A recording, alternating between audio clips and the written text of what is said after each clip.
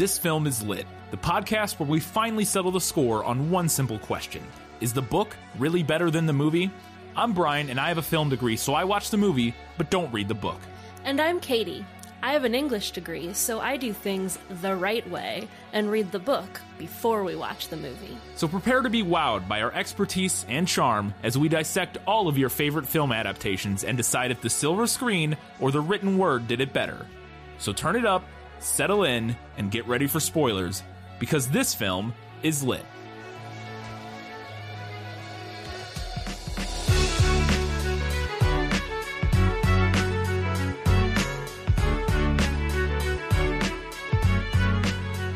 How do you expect to communicate with the ocean when you can't even understand one another?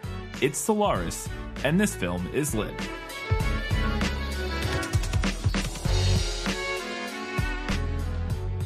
Hello and welcome back to This Film is Lit, the podcast where we talk about movies that are based on books.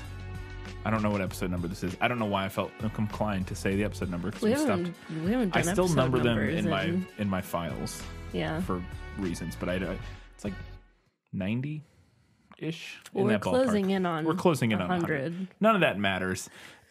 Welcome back. Before we get started in this episode, I did want to mention that you can support us on Patreon. We just released a bonus episode for the $5 and up patrons where we reviewed 2018's Cold War, which is another Polish film like this one. And if you want to hear our thoughts on that film, you support us for $5 a month over on patreon.com/thisfilmislit. You get access to that and the back catalog of all of our other bonus content reviews and that sort of thing. And then we also want to mention here at the beginning that this is an Academy Award-winning patron request from Eli Youngs. If you support us for $15 or more a month, you get priority recommendation status. And that is why we are doing Solaris. I have so many notes. Yeah. This is going to be a bit of a long one. Hopefully we can move through them quickly. I think they're organized efficiently. We shall see. We have all of our segments, so let's get right into it with Let Me Sum Up. Let me explain. No, there is too much. Let me sum up. Chris Kelvin lands on the research station on Solaris to begin his stint as a solarist. A scientist that studies Solaris, a planet composed entirely of one single organism, the ocean. Upon landing, he finds the station in disarray, one of the inhabitants recently deceased and the other two infuriatingly unhelpful, mysterious, and untrustworthy. He begins to investigate what has happened on the station, finding few answers, before he is visited by the reincarnation of his wife, who committed suicide 10 years previously. We then fluctuate from history and science lessons about Solaris and the ability/inability of humans to ever truly make, quote, contact with such an alien life form, and Kelvin and Rhea/Hari's relationship. I'm just going to put that out right now. And there's lots of fair number of name changes from book to movie. In the book, the translation that I read, Hari in the movie is Rhea. I'm going to call her Hari from here on out, but they're the same character. I believe Hari is the actual name from the original.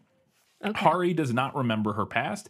She doesn't understand who she is, but knows she must be with Kelvin. Kelvin, likewise, is horrified by the nearly identical copy of his dead wife and who is nevertheless clearly not her. Ultimately, he comes to the conclusion that he wants to be with her, but after she starts to come to terms with who and what she is and the fact that her existence will tie Kevin to Solaris forever, she has snout in the book. Oh. Snout in the... And again, in this translation, I believe in the more... the translation I didn't read that we talked about in the prequel being like a better translation according to people like the wife and son of the author. I believe it is still snout. So this is an English translation of snow. She has Snow help destroy herself so that Kelvin can move on with his life. The story ends with Kelvin confronting the ocean and contemplating all of the themes previously explored over the course of the novel. The movie is largely similar with very large changes. But the bones are very similar. We'll be discussing the changes over the course of this episode. We have lots of notes, so we don't need to do a separate movie. I mean, there is significant changes, but we're going to get into all that. So laying it out here at the beginning, I don't think is necessary. So we do have Guess Who. Let's do it. Who are you? No one of consequence. I must know. Get used to disappointment. Okay, I have 5 Guess Who's this week. 5 descriptions from the book. Let's see how you do. I think this may be difficult. Is it all the same characters, though? All of the same characters. are in all of these people are in the movie. Like, okay. in some capacity, these descriptions are all of characters in the movie. Okay. I'll say that. In this armchair, there was a little, thin man, his face burnt by the sun, the skin on his nose and cheeks coming away in great chunks. He was wearing a mesh shirt which allowed the gray hairs of his sunken chest to poke through here and there, and canvas trousers with a great many pockets, mechanic's trousers, which had once been white but now were stained at the knees and covered with holes from chemical burns. Well, the face burnt by the sun makes me think of Snout. Because he had a very, he was, had not darker skin, but he did look kind of sunburned in the film. Mesh shirt. The only one we see wearing a mesh shirt is Kelvin. This is true. But this doesn't sound like Kelvin otherwise. This guy sounds older and like he's been through the ringer a little more.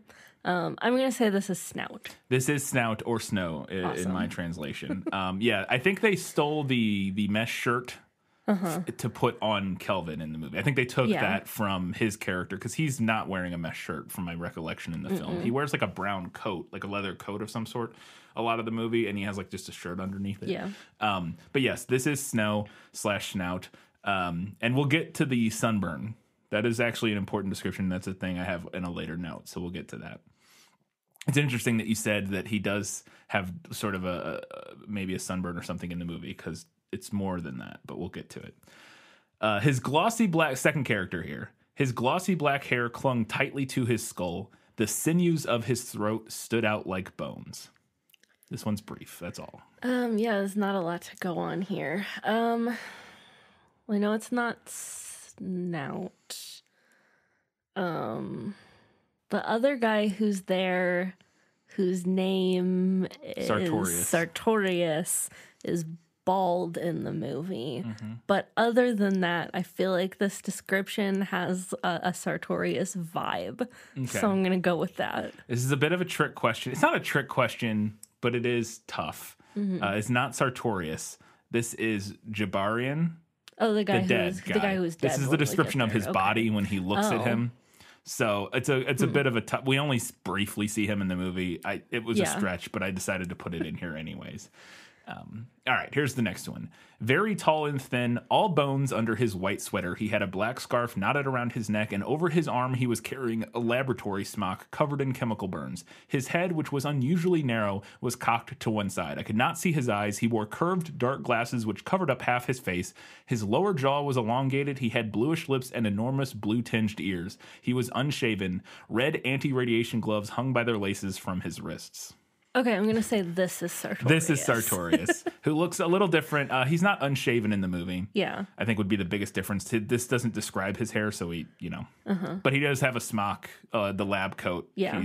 He's in his lab most of the time. And we'll find out later that he does some radiation tinkering with things. So, okay, so 2 for 3. Here's the fourth one. She was wearing a white beach dress. The material stretched tightly over her breasts. She sat with her legs crossed. Her feet were bare. She gazed at me from beneath her black lashes with her dark hair brushed back.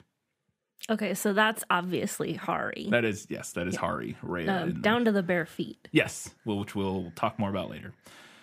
And finally, a giant black woman was coming silently towards me. I want to apologize ahead of time for some of the language. And it's not, I actually edited it down. There's where he says black woman is a very outdated term for describing a black person. Not like a slur, but like this is not something people say anymore. Yeah, I gotcha. I gotcha.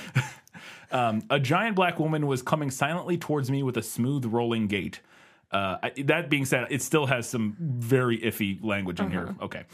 I caught a gleam from the whites of her eyes and heard the soft slapping of her bare feet. She was wearing nothing but a yellow skirt of plaited straw. Her enormous breasts swung freely and her black arms were as thick as thighs. Who was this monstrous Aphrodite? Woof. Yeah. Yes. That is quite the description. Yes. And obviously, if you've seen the movie, this doesn't apply to anybody in the film. Yeah, there are no black people at all in this movie. No. But I think you still may be able to come up with it, potentially. I mean, the only women that we see are Hari, who we've already read a description of, and his mother, Kelvin's mother. Oh, we see his aunt briefly. Yeah, his aunt's there's like two major clues in here. I think, very briefly, there's a girl. Like, when he first gets there, he, like, sees a girl walking around once or twice, and it's kind of creepy. I thought she was going to end up being Hari, his wife character, but I guess this could be that character? It is that character. This is Sartorius's guest. We never actually get a name. Oh. And we'll talk more about her later, because there's some missed opportunities in the film, in my opinion. But the initial scene where we see her is kind of similar. She just walks down the hallway out of nowhere. Yeah, she's just a Polish lady, like white person in the movie, which I think I have that as better in the book. I think that was a solid change to just not make it some weird fetishized like black character. Is very interesting. I mean, if you did it in a way that wasn't weird and fetishized like this description is, then I guess right. I guess she could have just been like a black lady. A black person, yes. But the description here is very this sounds very like cartoonish and terrible. Yes, I agree. So in that regard, but that is her end. She in the movie, and I don't know if you caught this, she does go into where Sartorius's body is and then disappears. Wait, I thought Sartorius was alive. Sorry, did I say this is Sartorius's companion? Yeah. I meant Jabarian's. My bad. My apologies. So he's dead, but she's still like kind of hanging around. There. Yes. Okay. My apologies. This is Jabarian's companion, guest or whatever, and she goes into and then she does this in the movie. She goes into the room where his body is, and then she like disappears after. Yeah, and we don't ever see her again. We'll talk more about that scene because I'm astounded that they didn't do what happens in the book. So we'll get there. Okay. We'll get there very soon. Yeah, because she just vanishes in the movie. Yeah, and then we never see her again. Yeah. And we don't really ever see her again in the book after that scene where she goes into the locker or like the cold storage where his body is, but there's more that goes on there and we'll get to it. All right. So you got all 4, right? Yeah. No. 4, yeah. No, I got 4. Yeah. You got 4 out of 5. 4 for 5. Yeah. That's what I said. So you said all 4. I said 4. I didn't get all of them. No, you got 4 out of 5. All right, let's go ahead. It's time. Katie's got so many questions. It's time to find out what's that in the book. Nicholas Flamel is the only known maker of the Philosopher's Stone. The what? Honestly, don't you two read? I had a lot more stuff, and I deleted some stuff. Because I had a lot of questions following this movie. Obviously, I did not read this time, so I'm just kind of along for this ride. And this is definitely like not the kind of sci-fi that I am typically interested in, right? Or like am overly familiar with a lot of the conventions of. So I did have a lot of questions. Yeah. First off, so the movie starts out on Earth. Mm-hmm. And we meet Kelvin and some of his family members, and another character who had previously been to Solaris. Mm-hmm. Burton. And we find out some stuff about Solaris ahead of Kelvin going there.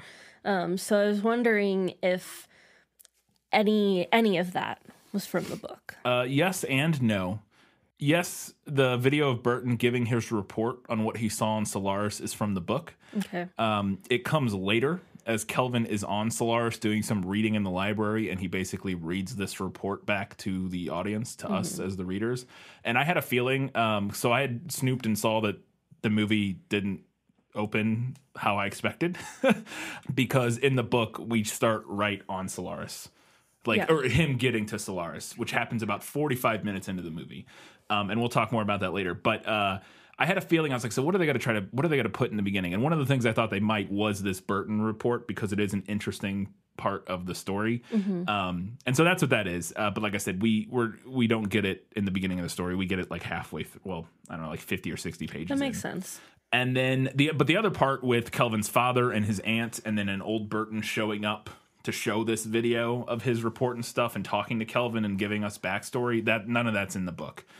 Kelvin's family is mentioned like in passing, if at all. So we don't meet any of them. No. Okay. He may mention them a couple times in his like just musings or whatever, but it's not. They're not a point of interest in the story. So I think I prefer. I had this better in the book. I think I prefer getting right into it the way the book does. I do think it's an interesting way to move Burton's report to the beginning to kind of set up the mystery of the planet and what's. Because it all is presented as like this, like nobody believes him, which is the same thing, and we'll get more to that in the book or later. I'm conflicted on this change, but ultimately, I think I prefer jumping right into the mystery that we get in the book. Like it's just him landing, and then we're immediately, and it's very similar to how it plays out in the book, and we'll talk about it, or in the movie, and we'll talk about it. But it's just him landing and then trying to figure out what's going on. On this station, and it's immediately very suspenseful and mysterious and thrilling. And the movie, it takes 45 minutes to get to that part, and we already kind of started slow. Starts a little slow. So we watched the video footage of Burton's testimony, and one of the things he says that he saw terrible things on Solaris. One of the things that he says he saw was a giant naked child. And then he ends up becoming like a laughing stock. Like everybody's kind of like laughing at him and not really taking him seriously. So is any of that from the book? Mm-hmm. Yeah, like I mentioned, that is all from the book. And I had this in the movie, nailed it, because they even nail a lot of the details of him seeing like the yellowing sludge under the surface that turns into like a garden, but it's all made of the same material. And then he ultimately does see a 12-foot baby. I do think that the description in the book is slightly creepier. These movements had no meaning. Each of our movements means something, more or less, serves some purpose. Do you think so? The movements of an infant don't have much meaning. I know, but an infant's movements are confused, random, uncoordinated. The movements I saw were... That's it. They were methodical movements. They were performed one after the other like a series of exercises, as though someone had wanted to make a study of what this child was capable of doing with its hands, its torso, its mouth. The face was more horrifying than the rest because the human face had an expression, and because the human face has an expression, and this face, I don't know how to describe it. It was alive, yes, but it wasn't human. Or rather, the features as a whole, the eyes, the complexion were, but the expression, the movements of the face were certainly not. I've watched an epileptic fit. I know what you mean. This was something quite different. The movements I'm talking about were fluid, continuous, graceful, melodious, if one can say that of a movement. It's the nearest definition I can think of, but a face can't divide itself into two. One half gay, the other sad, one half scowling, the other amiable, one half frightened, and the other triumphant. But that's how it was with this child's face. In addition to that, all these movements and changes of expression succeeded one another with unbelievable rapidity. I stayed down there a very short time, perhaps 10 seconds or less. I'm imagining this, like... spasming, crazy, like giant baby and just being terrifying. What that made me think of, actually, as you were reading that description, do you remember back in the early days of like the internet, the dancing baby? Yeah, that is kind of what I thought of too. And the other thing it reminded me of, and I think it's intentional potentially, although at the time it was written this wouldn't have been a frame of reference, is like when you see robots, like more modern robots trying to like replicate human emotions or something. It reminded me of something like that. And it's very, I don't know, it's very creepy. And they just don't go into as much detail in the movie. So to go on from that though, at the time of his report, it was considered a laughingstock by pretty much everybody apart from the mentioned Professor Messenger who sides with him.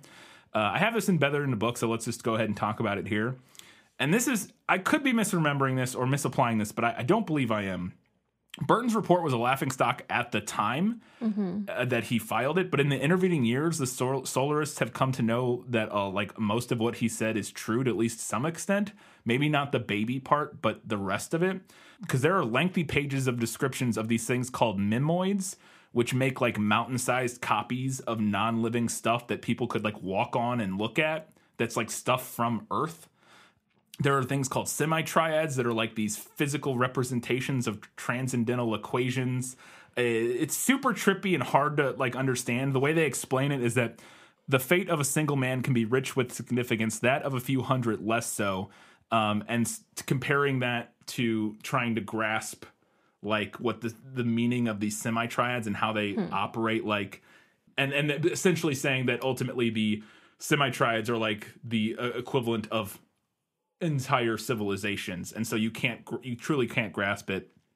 And they described them as a symphony in geometry, but we lack the ears to hear it. And so there's also things called asemi-triads. There's a whole bunch that they know about Solaris and what it does that is not in the movie at all. Yeah, because it seemed like in the movie that like Burton's testimony was pretty far removed from the main storyline, but it still seemed like they didn't really know anything. Yeah. About Solaris. Here's the thing is that they do and they don't in the book, and that's kind of the point. Like we get entire huge long sections of this book are Kelvin in like the library relating like science textbooks about Solaris to us.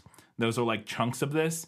And they're super interesting and they explain a lot, but at the same time, they still don't, all of these things that they observed of Solaris doing and these shapes it makes and all this stuff, they don't understand why any of it happens. They have been trying to communicate it and figure any of this stuff out, and it's all seemingly random. Like they don't understand it, but they do have more observations about it than what they seem to in the movie. Yeah. They know a lot more about it. They've been studying it for like 100 years. And Burton's, I got the impression in the book, and I could be wrong about this, that Burton's, while initially his report was seen as probably like ridiculous, in the intervening years between his report and Kelvin being on the station, they have actually come to realize that some of the stuff he said was probably true. Mm-hmm. They still might not believe the whole baby thing, but I think that is... at least some of it isn't seen as like the laughing stock that it once was, because they do just say, he just hallucinated it all basically at the time. It's interesting. I do not mind presenting Burton's story as this unsure, disputed thing, and having that kind of be the genesis for like not knowing what's real and what's not, and whether or not we should believe his story versus like what we get in the book, which is like, no, there's a bunch of crazy stuff going on. We just don't understand any of it. Because in the book, we do have to sit and listen to Kelvin read page after page of like the history of solaristics. Mm-hmm. And I found it interesting, but it would be tough to do in a movie. Right. And we'll talk more about it later, particularly in a movie in 1970. Because I think the way you have to do that is you have to show it. Like if we're going to do that in the movie and we're going to do the sections where he's talking about mimoids and semi-triads and all these crazy structures that are like the size of the Grand Canyon that do all these crazy things, I think we can't just sit and let him tell us about that. Right. We have to like see that stuff happening and maybe flash back to the moment when these things were being discovered or whatever. And with the technology at the time, I don't know how they possibly could have recreated these things. Yeah. In a way that was compelling, and so I think they just didn't. And we'll talk more about. I have notes about that later, but I think that's what's going on here. And so they took an interesting turn by just Burton's story it's complicated. It's so strange, but I think it was an interesting choice, and I don't necessarily hate it. So after they watch Burton's testimony, and I got the vibe from the movie that it was still considered like. People didn't really believe it. Yeah, that is, and in the movie, that is true. Yeah. So he goes to see Kelvin, and they watch his testimony, and then after he leaves, he calls Kelvin to give him some more information, and mentions that he later on found out that the child he saw while on Solaris was identical to the child of another man who had died while on Solaris. And I'm wondering if you could expand on that a little bit, because that seems like pretty important to their understanding of Solaris, and I feel like he should have told someone. I think the idea is that he didn't tell anyone because nobody believed him anyways, but he did this extra research. So he doesn't tell that to Kelvin. I went and I couldn't find it. Kelvin finds out about the whole Barton thing because of Gabarian leaves some notes for him, including these books. Including like references to some books, and he goes and reads Burton's report. Mm-hmm. And this was like basically Gabarian left him like a breadcrumb, like these people that are appearing, I think, are related to this baby thing that he saw. Okay. And so like Kelvin like puts that together on his own kind of about this story with the baby. But from my memory, it's never referenced that baby was in fact the child of, I think his name's like Fenton. There was another pilot with Burton who lost and died. Yeah, and got in an accident. And Burton is saying that this kid, it looks like his kid, setting up the idea that the ocean is reading the thoughts of the people and creating people from their memories or whatever. I don't remember that ever happening in terms of him finding out about this baby looking like the child of this person. I don't remember that detail. I think they added that just to make it more clear that that's what's going on here. But it is a similar story of him sort of figuring out. Again, he finds out about this Burton report like halfway through the book and reads it after, I can't remember if it's before or after Rhea or Hari shows up. I think it's after, but I'm not positive. It might be right before. And anyways, it's I think the movie prepping us for the ocean copying existing people is like a change that I'm not a huge fan of, because I like the complete mystery that we get in the novel. We find out after Hari shows up that the ocean is crazy of all this stuff, like all this stuff about the memoids and the semi-triads and all this stuff. We don't know any of that about the ocean before Hari shows up. We find all that stuff out afterwards. He just goes and sits in the library for hours with her, and he reads things to us. Like he reads them and we get to see what he narrates it to us basically. And they've never encountered human copies like the ones on the station other than potentially this baby. Right. And again, nobody believed that part. I think some of the other stuff eventually they're like, yeah, maybe. Because again, there are memoids that copy stuff, but nobody had like a baby moving, like acting like a human. Like they're like, nah. But Gabarian found this report and was like, I think that's what is going on here, essentially, without it's so many words in the book is what's, yeah. Ugh. It's such a, I gotta tell you, everything, the movie is changes so many small things that it's so hard to like keep track of what are differences and what aren't and stuff. It's tough. I can relate. Yeah. It's very difficult too because of the very specific sort of like sci-fi nature of this, and like there's so many little details of like world building and stuff that it's like I don't remember if that was in the movie or not. Yeah, it's tough. And it also doesn't help that it was in Polish, so I was reading everything and trying to write notes. So right before Kelvin leaves to go to Solaris, we see him burn a bunch of his like old papers and things. Does he do that? And is it because he like thinks he won't be coming back from Solaris? He does none of this in the book because it's not in the book, obviously, the part with him on Earth. I'll talk more about this later after we discuss the changes that they made in the movie to Kelvin's initial motivation and like his character, because he's not the same character, or at least didn't read to me the same character in the movie as he is in the book, and we'll talk more about that in a bit. But the burning part is not, because none of that is. There was a line in the movie that I liked, or I guess I at least liked the English translation of it. As he is on his way to Solaris, he is like talking to, I guess, mission control or whatever. And he says, when is liftoff? And they say, you're already flying. Yeah. That line is in the book. It's right at the beginning. He says, when is liftoff? And they say, you're on your way, Kelvin. Good luck. That's the line in the book as opposed to what it is in the movie. Now, who knows which translation is. These Polish filmmakers were speaking Polish, so maybe that line's closer to what the original should be. I don't know. And at the moment, or in the book, I took that more as a comment on like Kelvin's relative inexperience with space flight, because he's like a psychologist, and maybe a comment on like the technology. Although in the movie, I think it could reasonably be read as Kelvin not actually going anywhere, potentially as a clue of him not going anywhere. We'll get back to it later, but if he's potentially on Solaris the whole time, I don't think that's the case. Because I think he goes to Earth to Solaris and then never leaves Solaris, I think is what we're meant to get from the movie. But I was thinking about it, I was like, I wonder if that could be a hint or like some sort of small attempt at a clue to him never having gone anywhere. If he's like, when am I launching? And they're like, you're already... Yeah. I don't know. You're already flying. But I think it is more just likely just like... Because he's not an astronaut. I mean, he has training, but he's not like an astronaut by trade. Or a pilot or whatever.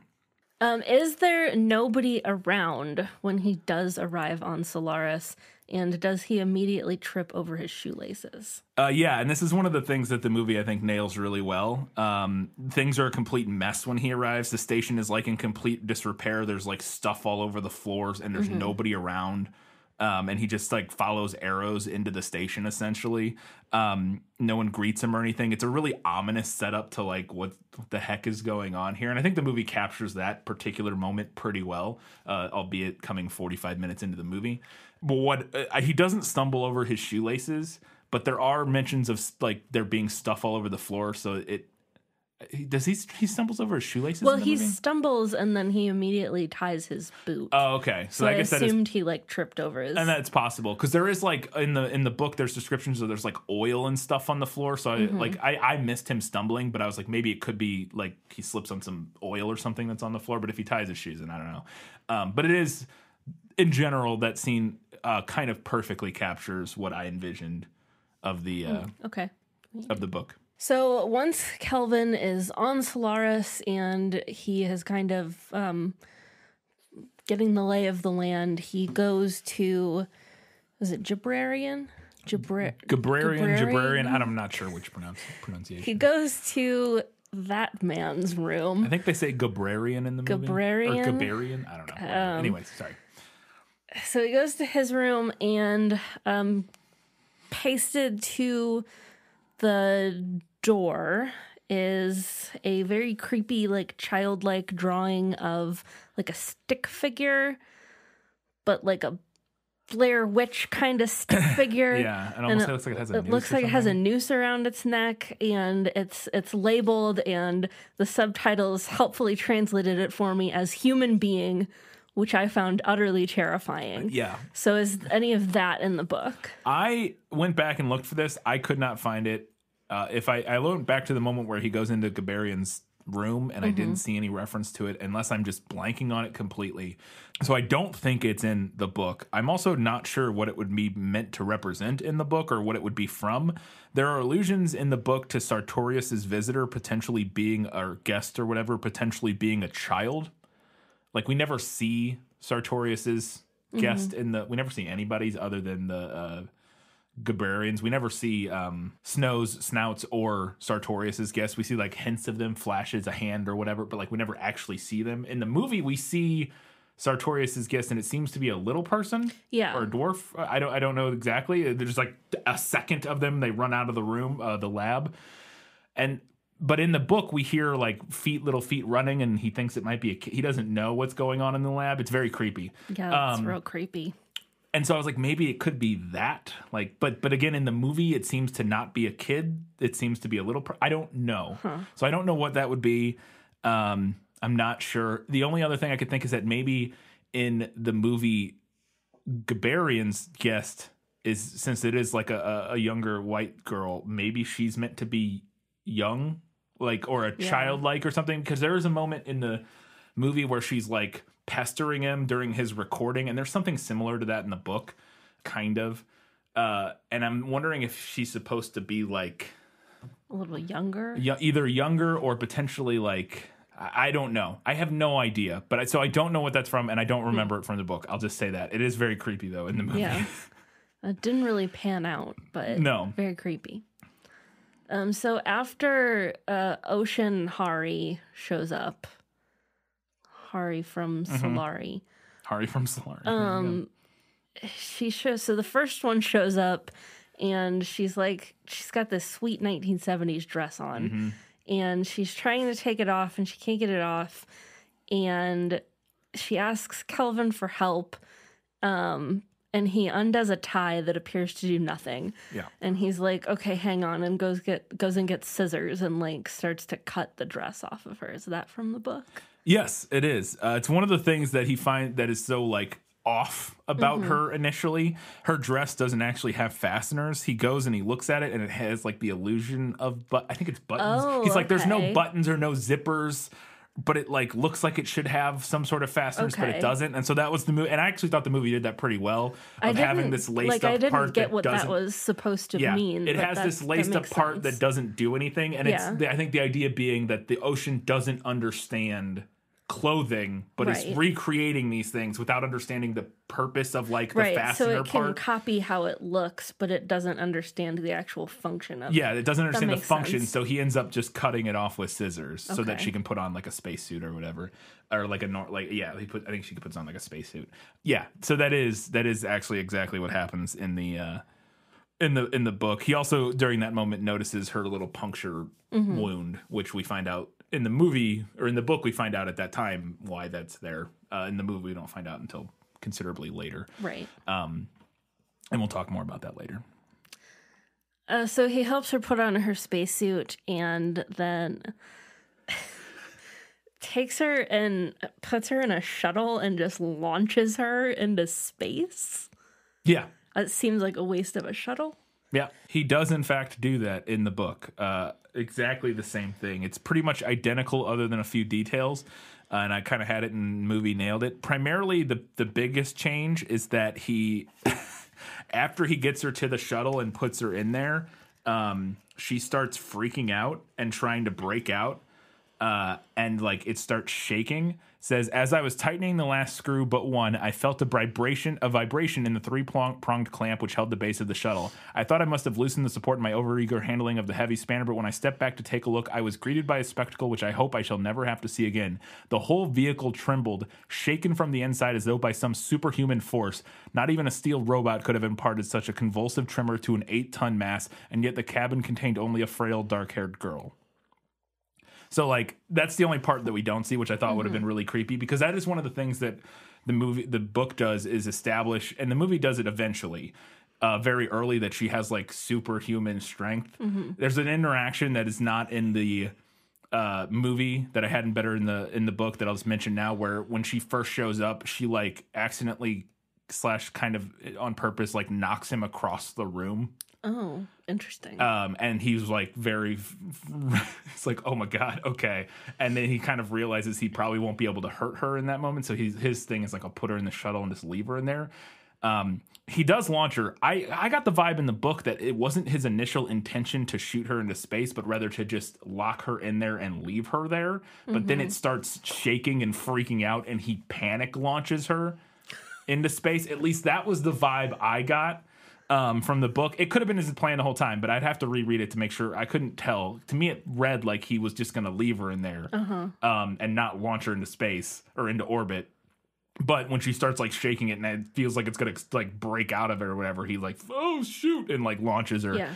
And the same thing happens where he does get burned because he's in the bay, and that's why I think he gets panic, or he panic launches her, because he gets burned by the exhaust from the thing, because he does it from inside the launch bay, which Snout makes a joke about him later, but we'll get to that. So yeah, he does the exact same thing. He launches her into orbit. Yeah, I wish they would have left the thing about her, like, making him fly across the room, because, like, to me, watching the movie, it seemed like she showed up, and, like, while I grant that it would be pretty terrifying to be visited by the corporeal copy of your dead wife. Yeah. It kind of felt like he went from like 0 to 11 with no warning. Yeah, there's also, and there's some of these things that are better in the book later, but they make sense to talk about here. There's another thing that he notices. The movie does an okay job, I think, of expressing his like horror and revulsion at her when she first shows up, because he's so taken aback. But he just notices so many things are wrong about her that he's like very just like scared and doesn't understand what this is. Like her feet, because she has bare feet, her feet are like completely smooth. He says like a baby's or whatever, like they haven't been used, you know what I mean? And he's like, that's really weird. And there's all these little things that like add up and like really put him on edge. And then also, yeah, she does like knock him across the room. And so he kind of he also tries to drug her at one point to like he puts like a bunch of sleeping pills in a glass of water, and it's like, here, drink this, and she does, and they just don't affect her. And he's like, so there is an escalation in the book that is not present in the movie, where he does try like to drug her first. Right. And Snout in the movie makes a joke about that. He's like, what did you try? Else did you try first? Drugging her or anything, or like poison or anything? And he actually does kind of try that in the book. They just didn't include that in the movie. And I think there is the added escalation in the book of her physical prowess, which we aren't really sure of in the movie at this point, because it isn't until later that we see her doing like superhuman things. So he launches Hari #1 into space, and then another Hari shows up, and there's a visual in the movie of she keeps like stacking her shawls on the chair, and I was wondering if that was something from the book. The shawl thing is not, because she's not wearing a shawl in the book, but there are multiple dresses. He does the dress that he cut off her previously is there when the second one shows up. I think, but it's just mentioned. I think the movie, with the shawl on the chair and the focus of it was better done in the movie. I had it better in the movie. I think it's kind of mentioned this is kind of mentioned in the book, but there's some extra dramatic weight with the way it's kind of revealed and shown in the movie that just feels more like off-putting. It's just like, oh, okay, this is and again, it's from the book. That was definitely pulled from the book. It's just a slight tweak on it that I think's done a little better in the movie. I really thought, when they showed those two shawls on the chair, that he was going to keep trying to get rid of her, and like copies would keep showing up and we would just see this gradual like pile of shawls. Yeah. But it was really just two. No, yeah.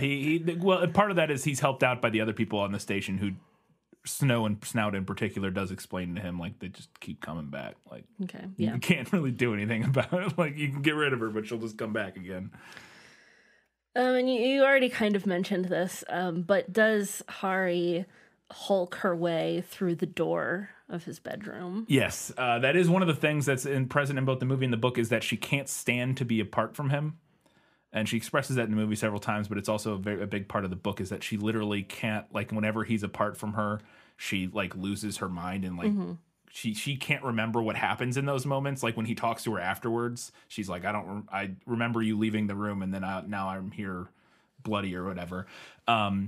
He does go out the door and hold it and kind of shut it behind him. And he doesn't know at this point that this is like a big issue for her. It happens a little earlier in the book than it does in the movie. And she tries to get out to him through the door, and it's literally, he's not even holding the door shut or anything. It's a push, and she's trying to pull it. Oh.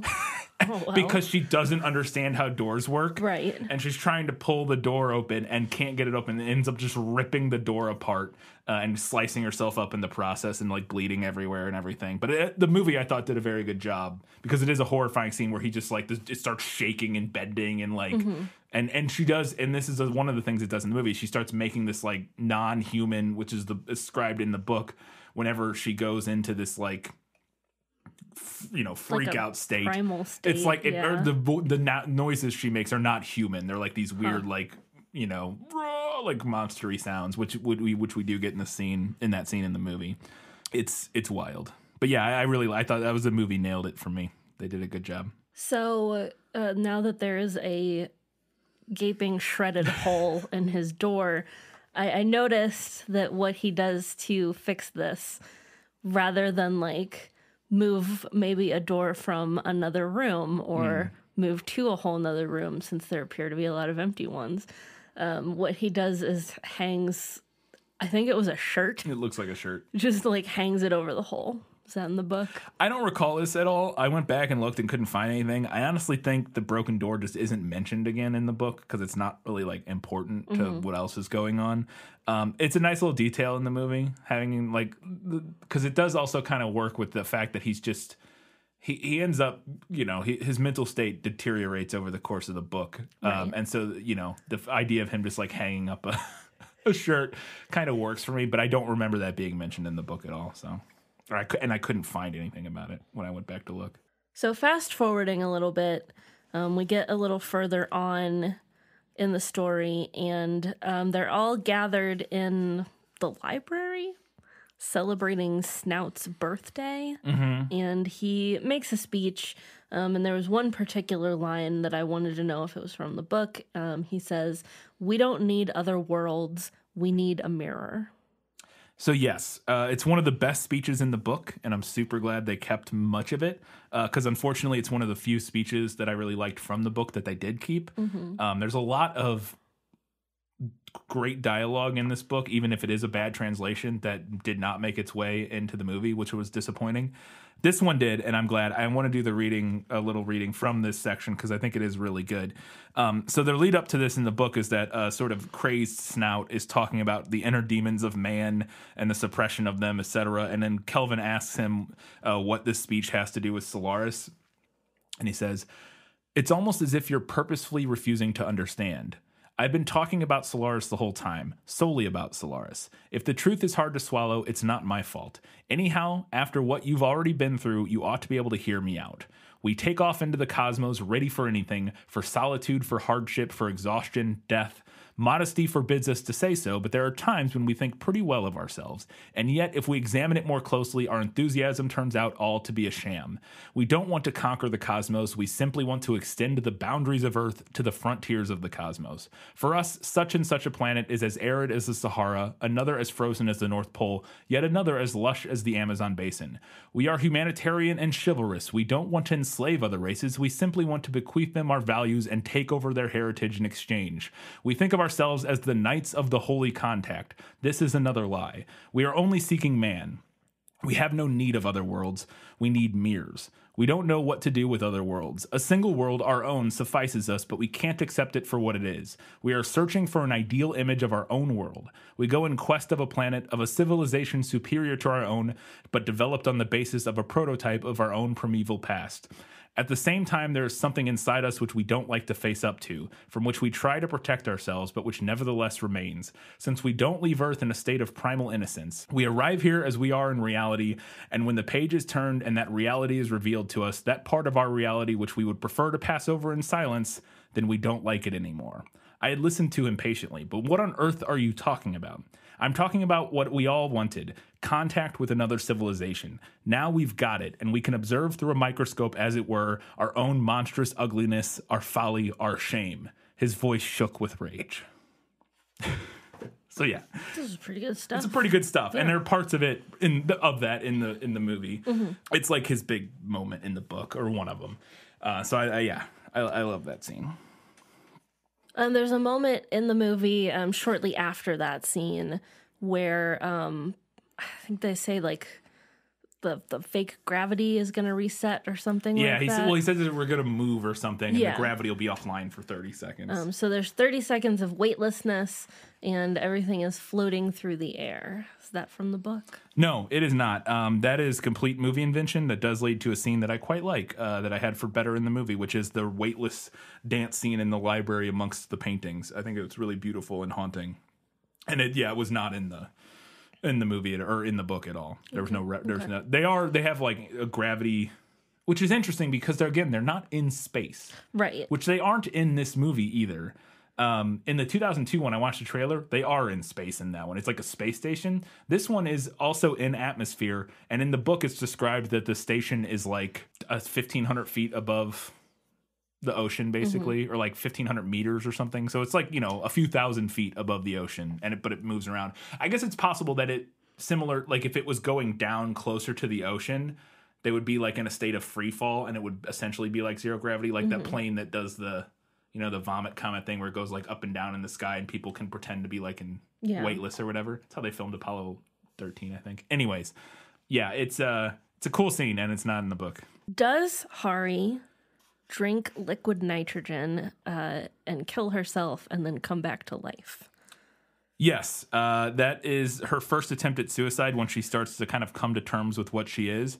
I originally had this in better in the book because I thought the description was haunting, and that was with how initially it played out in the movie. But then as the scene went on, I actually decided, no, the movie kind of nailed it because the version of her resurrecting is kind of equally haunting and great. Okay. In the book, it's just real quick.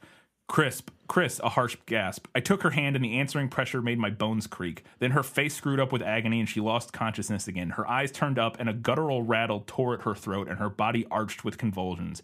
It was all I could do to keep her on the operating table. She broke free and her head cracked against a porcelain basin. I dragged her back and struggled to hold her down, but violent spasms kept jerking her out of my grasp.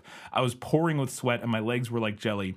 When the convulsions abated, I tried to make her lie flat, but her chest thrust out to gulp at the air. Suddenly, her eyes were staring out at me from behind the fragile, blood-stained mask of her face. There's more, but it goes on from there. But it's wild, but I thought the movie did actually a pretty good job with the way she kind of resurrects. Yeah, it was an interesting scene. Yeah. Does Kelvin eventually tell Hari that he's going to live there with her instead of going back to Earth? Yeah. Originally, though, they do in the book plan to go to Earth together. Like, they're going to just be together and go to Earth. But he kind of ultimately realizes that's not possible. Like, Snout kind of explains that, and I think he mentions this in the movie, that she can't leave Solaris because she's, like, part of the ocean. Obvious. Yeah. And also Kelvin realizes that even if she were able to leave, that he's not going to be able to, like, smuggle her back to Earth, like this previously dead person. And, like, so he just ultimately is like, well, I guess I'm just going to stay here then. Okay. Yeah.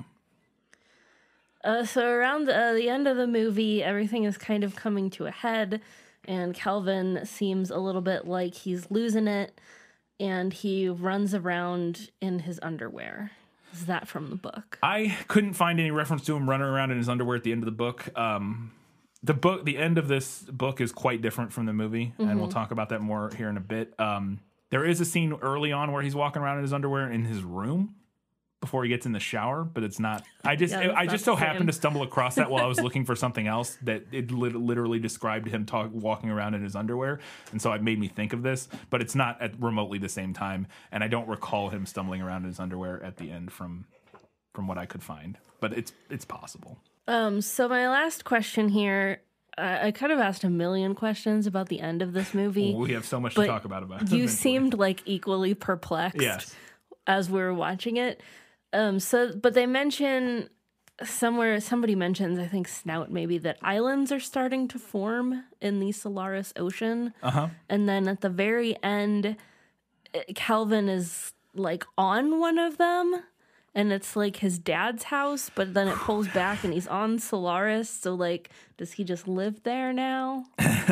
Okay. So, boy, we're gonna get way more into this here shortly, but in the book, the ocean does go through some new unusual changes after Hari dies. And they have been beaming Kelvin's brainwaves into the ocean for like weeks at this point in the book, like his encephalogram, which they mentioned in the movie.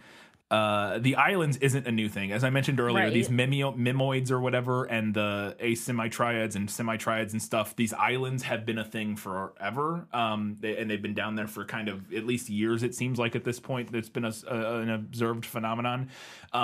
In the book, there are some weird changes, like it starts phosphorescing and like lighting up itself. And it also does this thing where it's like flying up into space like it's kind of like disintegrating into space. They're like not sure what any of this is, and it's all like new, and they're like, this is weird. But they're also like, there's a line in the book about how weird new things happen with the ocean every couple years. It's just something else new, weird we don't understand will happen.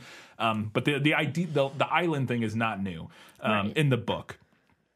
Kelvin does at the end, in fact, go down to a mimoid, as it is described in the book, or an island, if you want to call it that. And that is where the book ends. But it's not some like twisty reveal of him thinking he's on Earth or it seeming like he's on Earth, and then it's actually revealed to be Solaris. We just end with him on Solaris, planning to go back to Earth, but he goes down to an island, and that's where the book ends. But we'll talk more about that in just a little bit, because there's a lot to break down there. All right, it's time for Lost in Adaptation. Just show me the way to get out of here, and I'll be on my way. Wow, there's a lost. Yes, and I want to get unlost as soon as possible. All right, you had some more questions here that needed some clarification, because you were a little lost. A little bit, so just a little. I'll do what I can. All right, so my first question, at the beginning of the movie, when they're watching Burton's testimony. Now, I didn't realize at first that older Burton and the guy testifying were the same person. I did not initially either. And so I thought they were watching something like current, like they were watching like a news report. Right. But once that clicked into place, I was wondering how much time had passed between his testimony and them having to send Kelvin to investigate what's going on at the station. Yeah, I hadn't noticed either because the old age makeup is quite good. It was on him. pretty good, very yeah. good for all things considered, especially for 1970. Very subtle, and so I assume it's been decades. That's the vibe in the book, if not longer in the book, because his mission, I assume, was towards the beginning. Like I said, I think they've learned a lot more in intervening study of Solaris over the years.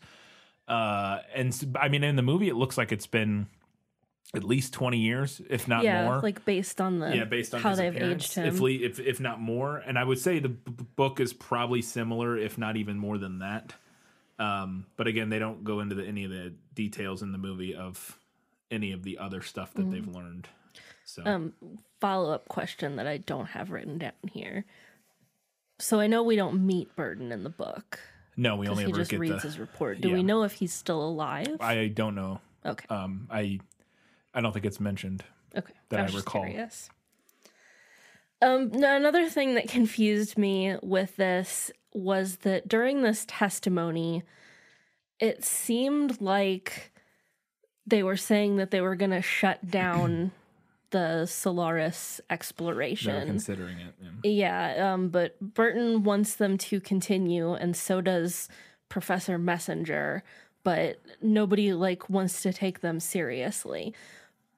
But then clearly the mission does actually continue because there are still people Yes. on the station. Yeah. So can you explain that situation to me? No, not so much with the Burton thing. I don't recall during Burton's. There's again, I'm gonna have a tough time with some of these details. I couldn't find. I don't remember them wanting to shut it down during Burton's little trial. Not trial. It's like a debriefing or whatever. I don't remember anybody saying they wanted to shut it down then, and they haven't. But there is a growing in the book. There is a growing. We get over the course of the history books and stuff. Kelvin reads this. There's a growing sort of malaise with the Solaris studies as they think that it's become more and more futile, and we've been doing this for, in the book, I think 100 years, and we still haven't learned anything really, not really getting anywhere. Not really getting anywhere. So there's sort of this growing sort of dissatisfaction with the whole project. And so I think that's what they're trying to instill, that even from the beginning, potentially there was, and that, again, I don't think Burton's is the beginning. I don't know how, I can't remember how far into their studies of Solaris the whole Burton incident takes place. But I think they, but it continues into current day because in the movie, and this is the big change I wanted to talk about in relation to this, the movie, they make a change where Kelvin's mission going there is to assess whether or not to continue the station. Right. And that is not in the book. At least not that I gleaned. In the book, he's just going there to be part of the team and study stuff. There's no mention of him potentially shutting it down. There is talk towards the end of whether or not after this whole incident takes place, they discuss should we keep this going? Should we send a report to have it shut down? What should we do? There's that discussion towards the end of the book, but that is not his initial mission going in.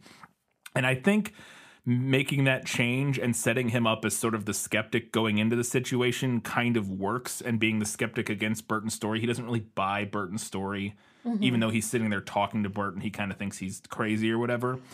And I think it kind of works for his overall arc, but it is very different than what we get in the book. It completely changes his motivation. In the book, he believes, he still believes in the possibility of quote unquote contact, which is this mythical capital C contact that they talk in the book constantly as a major theme about whether or not they'll ever actually be able to exchange meaningful communication or anything with this alien life form. And ultimately, he thinks it's impossible after a while, but then kind of gets back to being unsure at the end. In the movie, he goes in skeptical of how useful any of this is. And I think that's illustrated, like I said earlier, by him burning some of his old thesis and stuff. And I think that kind of works. I like that change with this change to Kelvin's character of making him this nihilistic Solarist. He doesn't see the merit of some of his older work potentially going in because he doesn't think anything's come from it over the years, and he's not sure anything will. And then I think the idea is that this experience kind of fuzzies that whole thing for him in the film. It's a very subtle, but it plays out differently, and his motivations are completely different in the book. And so it's a very interesting change that I could go either way on. I do not hate what the movie did, making him the skeptic going into the situation. I don't know if it necessarily delivers on it super hard, but it is an interesting change.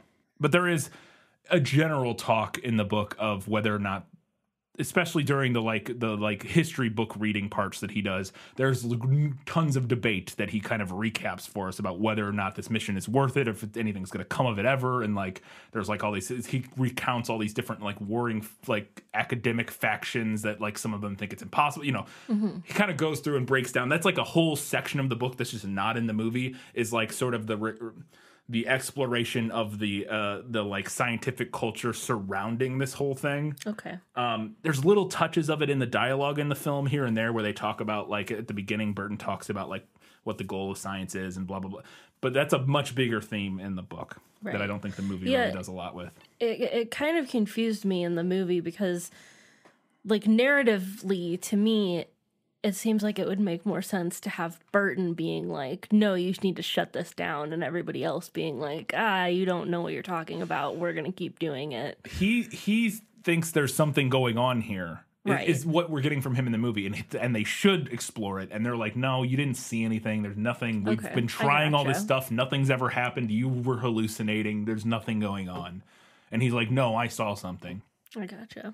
So jumping forward a little bit, shortly after Calvin gets to the station, he is investigating Gabrarian's room, and he finds a tape, which I'm assuming this is like the VHS prediction that I found the fun fact about. Yeah, which it's not in the book. It is an audio tape. He doesn't find a videotape, but they have video phones. Yeah, he has like, and I have a note about that later. They have like video chat, and they do in the book, which they actually use more in the book. While he's on the station, he has like a 3-way phone call with Sartorius and Jabrarian on like their video call thing. Oh, they have a Zoom. Yeah, awesome. They literally do have a Zoom meeting, and 2 of them cover their cameras. They like don't turn their cameras on. Jabrarian and Sartorius don't turn their cameras on. He just looks at a black screen that has like a line dividing it, and he's like, they were clearly covering their cameras or something. Yeah. But he finds this tape and pops it in and watches a few minutes of Gabrarian talking about like his experiences thus far. And then all of a sudden he stops it and like pops it out of the player. And I wanted some input on this because it seemed to me like the way he reacted to it, it seemed like he got scared by something and didn't want to keep watching it, but I wasn't sure what freaked him out. I don't know. There's 2 instances of him watching the tape in the story. One is in his room and one is in Gabrarian's room when he first finds it. And I believe in Gabrarian's room, the reason he stops it is because he hears someone outside. Because this is a scene that happens in the book. I don't believe he's listening to the tape here in the book, but he is snooping around in Gabrarian's room looking for stuff, and he hears somebody walk up to the door. Okay. And I think this is that same moment in the book, and I had this in the movie, nailed it, because he runs over to the door, and this does happen in the movie, and he grabs the handle and holds it shut, and it's really creepy in the book, because he just hears somebody walk up, they don't say anything, he doesn't say anything, he runs over to the door, and the door knob starts moving, and he grabs it, and it like tries to open, but then doesn't, and then the person just walks away. Okay. And he's like, doesn't know who it was. He never finds out if it was Snout or the companion, the guest or whatever. Has no idea. And that's what happens in the movie. So I'm assuming at that time I think he turns it off because he hears somebody coming. Okay. The later in his room when he's watching it again, I don't remember what happens or why he turns it off. I don't remember. I'm sorry, because I don't remember from the movie, and he doesn't. I think he only watches it once in the movie. No, I'm like 99% sure he turns it on again in his room later and watches more of it. I don't remember that. I could have swore, but anyways. All right, so I didn't have too much trouble with like the middle of this movie. I mean, it was weird, but I didn't have a ton of trouble with it. But then at the end, everything went super haywire. Oh yes. And I could have asked a million questions about the end of this movie. But he goes into like a fever dream at one point, or maybe this was before that. I don't remember. At some point, Snout says, oh, your encephalogram really helped, but I didn't recall them actually doing that in the movie. Like, they just talked about it. But then they also say something about the neutrino dissolving device, which we also didn't see them do. They just talked about it. And then also when he wakes up, Hari is just gone. Yeah. Okay, so they did the encephalogram.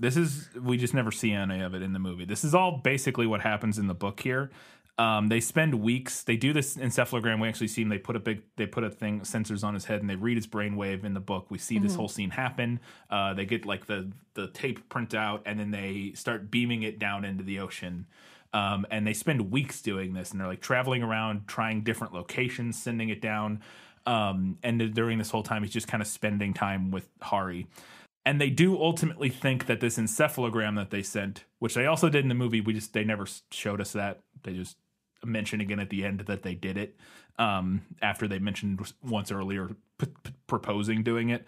They think that this is ultimately what may have caused the change in the ocean to stop like creating the visitors after Hari does die. But they don't actually really know because nobody can really know anything about the ocean. Also, so Hari had Snow help her kill herself. That's what happened to her. And this was using the anti-neutrino annihilator device they mentioned in the movie several times. In the book, they're mentioned, it's specifically, they have two plans. One is, let's send your brainwave down into the ocean, and maybe that'll stop things. And they have this other plan, which is also, we're going to build this anti-neutrino device because the guests are like made of neutrinos, and they're not they're made of a subatomic particle. It's slightly different, but we can make this device that will like dissolve neutrino fields, make them unstable, which will like dissolve these people essentially, like vaporize them. That sounds horrifying. Like vaporize them basically. Yeah. And he doesn't want them to do that, and he actually lies to them and tells them, Kelvin lies to them and tells them, if you make this device, it might blow up the station, because he doesn't want them to do it, because he doesn't want them to kill Hari. And they go ahead with it anyways. Okay. And they keep doing it and keep working on this anti-neutrino device, and they keep it secret from him, and he like thinks he like hears stuff at night, but so there's a whole lot more with that in the book of this whole end section. Ultimately though, they make the device, and then Hari goes and talks to Snow one night while he's sleeping, and then she leaves the next day or that night, and she leaves, and then he wakes up and Snow's there with the note like in the movie, and he goes, she killed herself. Or she had me kill her. Because I felt like he woke up and Snow was like all this stuff that we did not actually see happen. Yeah. And I was like, what? We see a lot more of it in the book. We'll talk more in a minute about like the whole thing with him being sick in the movie and what was going on with that, because that's not what happens in the book, and I'll talk more about that. In the book, she actually drugs him. Oh. And knocks him out. He tried earlier in the movie to drug him with sleeping pills, or her with sleeping pills, and it didn't work. She does it to him here, and he gets knocked out, and that's when he comes to the next morning, and she has used the anti-neutrino device to vaporize herself. So I think that's what my next question is about. Because I had a question. There's the trippy montage where I thought he was supposed to be sick, maybe, because it kind of seemed like he was having a fever dream, and there were like multiple Haris, and then like his mom was there, and she like Hari turned into his mom. And I wasn't sure, like, I was like, is he sick? Is this supposed to be like a lot of time passing? What is happening? Yeah. So we're going to get more into this in a second, but he doesn't get sick in the movie like he does, or in the book like he does in the movie. And I'll discuss potentially why I think why he's sick in the movie here shortly. He does get drugged and wakes up like hungover essentially in the book, and that's when she's killed herself. And he does have, before any of this happens, in the final weeks leading up to before Hari kills herself, he does have these like really weird, trippy, existential nightmares in the book. And I think that's what this movie is doing here. They don't have anything to do with his mom or anything. Movie kind of nailed it in that they are these super weird, like existential dread type of things. Like in the book, he's like dreaming about like a woman he's never met shows up, and then I'll see if I can give me one second. I'll try to find just a little bit of it because he literally has a note saying that he describes one of these nightmares and then says that's the only one I could even begin to describe because the others were much more complicated. But even this one is. A face appears before me that I have never seen until now, at once mysterious and known. I strain to meet its gaze, but I cannot impose any direction on my own, and we discover one another mutually, beyond any effort of will, in an absorbed silence. I have become alive again, and I feel as if there is no limitation on my powers. This creature, a woman, stays near me, and we are motionless. The beating of our hearts combines, and all at once, out of the surrounding void where nothing exists or can exist, steals a presence of indefinable, unimaginable cruelty. The cares that created us and which wrapped us in a golden cloak becomes the crawling of innumerable fingers. Our white naked bodies dissolve into a swarm of black creeping things, and we are a mass of glutinous coiling worms, endless, and in that infinity, no, I am infinite, and I howl soundlessly begging for death and for an end, but simultaneously I am dispersed in all directions, and my grief expands in a suffering more acute than any waking state, a pervasive scattering pain piercing the distant blacks and reds, hard as rock, and ever increasing, a mountain of grief visible in the dazzling light of another world. So it's like very trippy, weird, like existential dread dreams, but they're not. That woman could be his mom. You could maybe glean that potentially because I don't know if he knows his mom. Again, we don't have any of that backstory in this book, so I don't know. But yeah. And then, so speaking of the movie, the whole dream sequence with his mom in this movie is kind of incomprehensible. I don't think it's taken anywhere from the text. Potentially, like I said, that part with the woman he feels like he knows but doesn't, maybe that is a very opaque allusion to his mom. I don't know. This did feel like something the director was infusing into this story here very clearly. Like she's like cleaning his hand at one point and like washing his hand, and it felt very like, sort of messianic sort of prophet-y, like washing his sins. I don't know. Like it's black and white in this moment, so you couldn't tell if it was like blood or dirt or what it was washing off his hand. It's like washing away his sins.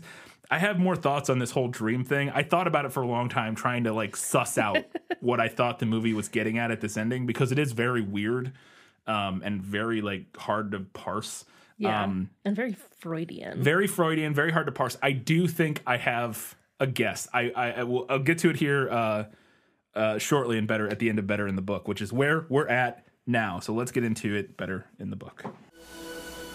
You like to read? Oh, yes. I love to read. What do you like to read?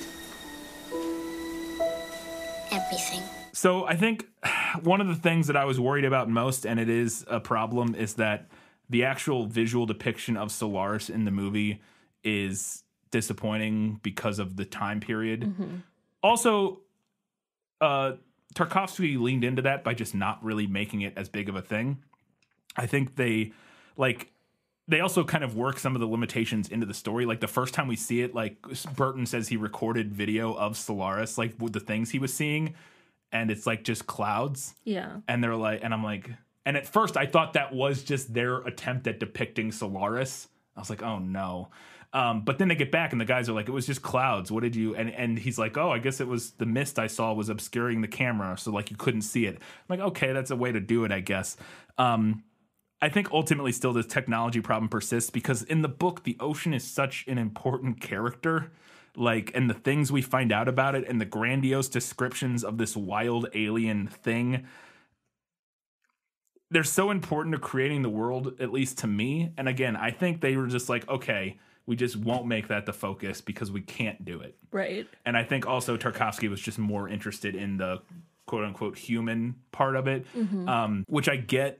But it's also one of the things that I found so fascinating was the like weird alien, because that is such a huge part of this book is the idea of contact and like contemplating like uniquely and actual alien entities as opposed to like humanoid like things that we call aliens in most things. The descriptions we get in the book of this world are so evocative and just like awe-inspiring that it's disappointing not to see any of that and again, I get why, but it was something that I was prepared for but still disappointed that we didn't get any of in the movie. So this is a really cool little detail is in Burton's when he was reading through Burton's testimonial, he gets to a point where they're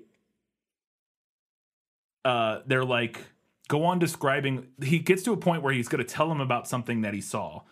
He says, well, my brain couldn't have created what I saw. I'll never believe that. My brain wouldn't have been capable of it.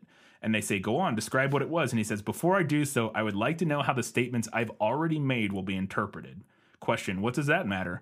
Burton, for me, it matters very much indeed. I have said that I saw things which I shall never forget. If the commission recognizes, even with certain reservations, that my testimony is credible and that a study of the ocean must be undertaken, I mean a study oriented in the light of my statements, then I'll tell everything. But if the commission considers that it is all delusions, then I refuse to say anything more. Why? Burton, because the contents of my hallucinations belong to me, and I don't have to give an account of them, whereas I am obliged to give an account of what I saw on Solaris. Which is I like that little moment of him like, look, I know what I'm saying sounds crazy. I'll keep going, but if you're not going to believe me, I don't have to tell you anything else. It's a great little moment, and I'm surprised that, because a lot of his testimonial is in the movie. Mm-hmm. I'm surprised that little like repartee between him and the the powers that be wasn't in there, because I thought it was a great moment when I was reading it. I thought the introduction of like the three scientists on the like news special that the aunt and the dad are watching on Earth is kind of like a cheap way and unnecessary to be like, oh, there's three people on the station currently, Gabarian, Sartorius, and Snout. It's like, we can just meet him. Right. In the book, we don't have any setup for that. He just lands there, and he kind of tells us that he knows Gabarian going in. He doesn't know the other two, but like he's met and worked with Gabarian before, and so he's looking forward to seeing him or whatever. But we just kind of meet him as we meet them in the book. I don't think you need that. I mean, there's not very many of them. No, it's yeah, and we don't get much information. It's just, I don't know, it felt unnecessary. So Kelvin launching from Prometheus to Solaris, there is an element of this that I have in the movie nailed it, but there are some details missing. Explicitly in the book, when it starts and they're putting him in the capsule, there's some descriptions of the sounds he's hearing and stuff that very much reminded me of the videos you see of when they're like putting people into the like Apollo capsules and stuff that worked really well for me in setting up it's like the first page of the book or second page or something when he's like getting into this capsule to go. And it reminded me of like the Apollo missions. And whereas when he's going there in the movie, we just jump right into him en route. Right. But we actually have him getting inside the capsule as the very first paragraph of the book. And there's like the sounds and the stuff described, and it's evocative. I like the slow burn mystery of what happened to Gabarian in the book. Like in the movie, Snout just comes right out and is like, he committed suicide. Like in their first interaction. In the book, it's he's like, where's Gabarian? And he's like, he had an accident. And you don't even necessarily know he's dead right away, but it is kind of implied. And then as he's leaving, he looks back in and realizes Snout has blood on his hands. And he's like, what the hell is going on? But it's left more ambiguous. And also Snout is more mysterious and like eccentric in the book than he even is in the movie, which is pretty eccentric. Like he's at parts in the book he's saying, he's like, who are you? What are you doing here? And Kelvin's like, I'm Chris Kelvin. I'm I was supposed to, and then he's like, oh yeah. Like it's this weird like interaction that's very surreal and it just really builds like the unease and the tension early on in the book. It's something I talked to Shelby about because she listened to the recording of it. The first half of this book is just a straight up mystery horror thriller. It's fantastic. And I think that's what one of the things the movie loses is by giving us 45 minutes on Earth and stuff beforehand, just jumping right in. And I mentioned it earlier, right into this mystery of him arriving on the station. There's no way this wouldn't be, if made today, like a thriller suspense film. At least for part of it. The second half does get more into the like sci-fi philosophical stuff, and like especially once Hari shows up. But while the first 60, 70 pages, while he's figuring things out, are just like hauntingly creepy, like and like viscerally so. And I have some details that we'll get to here in a second. His room in the book is like this mismatch of like equipment and stuff all over the place, similar to the rest of the station. It is like equally a mess. There's like buckets of equipment sitting around and boxes of like books and stuff everywhere. And again, there's like, he finds this box of tools in his bathroom that are like all melted, and he's like, if you threw these into like a volcano, they wouldn't melt. I don't understand. That never even comes back in the book, but again, it's just setting up this like, what is going on here kind of atmosphere. And I think that's another thing. And his room looks fine in the movie, but it is very like kind of clean compared to the rest of the... Yeah, it doesn't look like anybody's been in there in the movie. And in the book, you get the feeling that people have been like storing stuff in his room or something. Like it's just like a bunch of stuff everywhere. Like whoever the previous resident, didn't clean it up before they left. And then so I have to talk about this. So we talked about earlier Gabarian's guest in the book, who's a black woman who he follows. She walks down the hallway. Same thing in the movie. This woman walks down the hallway and walks into the freezer room where Gabarian's body is stored. But they don't do in the movie. She just like disappears. He walks in there and looks at Gabarian's body, and then she's just gone. Like, yeah, we never see her. See her again in the book. He goes in, he looks at Gabarian's body, and then he says, and then it goes on, as I let the canvas fall, and this is the canvas covering Gabarian's body. As I let the canvas fall, I noticed, peeping out from beneath the folds at the foot, 5 round, shiny objects like black pearls ranged in order of size. I stiffened with horror. What I had seen were the round pads of 5 bare toes. Under the shroud, flattened against Gabarian's body, lay the black woman. Slowly, I pulled back the canvas. Her head, covered in frizzy hair twisted up in little tufts, was rested in the hollow of one massive arm. Her back glistened with skin stretched taut over the spinal column. The huge body gave no sign of life. I looked again at the soles of her naked feet. They had not been flattened or deformed in any way by the weight which they had to carry. Walking had not calloused the skin, which was unblemished as that of her shoulders. With a far greater effort than it had taken to touch Gabarian's corpse, I forced myself to touch one of the bare feet. Then I made a second bewildering discovery. This body, abandoned in a deep freeze, this apparent corpse, lived and moved. The woman had withdrawn her foot like a sleeping dog when you try to take its paw. She'll freeze, I thought confusedly, but her flesh had been warm to the touch, and I even imagined I had felt the regular beating of her pulse. I backed out and fled. So that reveal of him like looking at his face and then realizing, oh God, there's a second body laying here, and then touching it and it moves a little bit. Oh, it's so creepy. That's a missed opportunity. Right? Wow. It's so creepy. It's so creepy. And just the dawning of realizing what he's looking at, and then he touches, and the description in the book specifically of moving like a dog when you touch their paw was so I was like, oh no. It's so good. But then after that, he never goes back in that room or anything. So I also mentioned earlier, but I like only ever seeing Gabarian's visitor. We don't ever see Sartorius's or Snout's. We see glimpses. We see we think Sartorius's guest wears like a straw hat, but we don't know. And we hear them. It sounds like a kid or a little person or something. He doesn't know, but he never see him. And I think in the movie, the scene with the little person running out of the lab is just kind of strange and doesn't add much other than just being like, whoa, like a weird gag. Yeah, well, that part was a little weird to me because Kelvin doesn't react to it at all. Yeah, he also doesn't react to it in any way. I would be like, what the fuck? Who the fuck is that? Yeah. Yeah, exactly. It is strange. And because in the book he just hears things. Right. But he doesn't. Yeah, and he kind of catches glimpses, which they do a little bit with Snout. He as he's leaving Snout's room, he catches a glimpse of a second head or a hand or something, which is still not as good as noticing the blood on Snout's hand. But anyways, we don't ever see any of the other. It's just it's a thing that kind of imagined. What's seen is often better, or not seen is often better than what you actually see. And I think in this instance, the pitter-pattering of little feet and not being sure what's going on, and Sartorius never explaining anything is much creepier.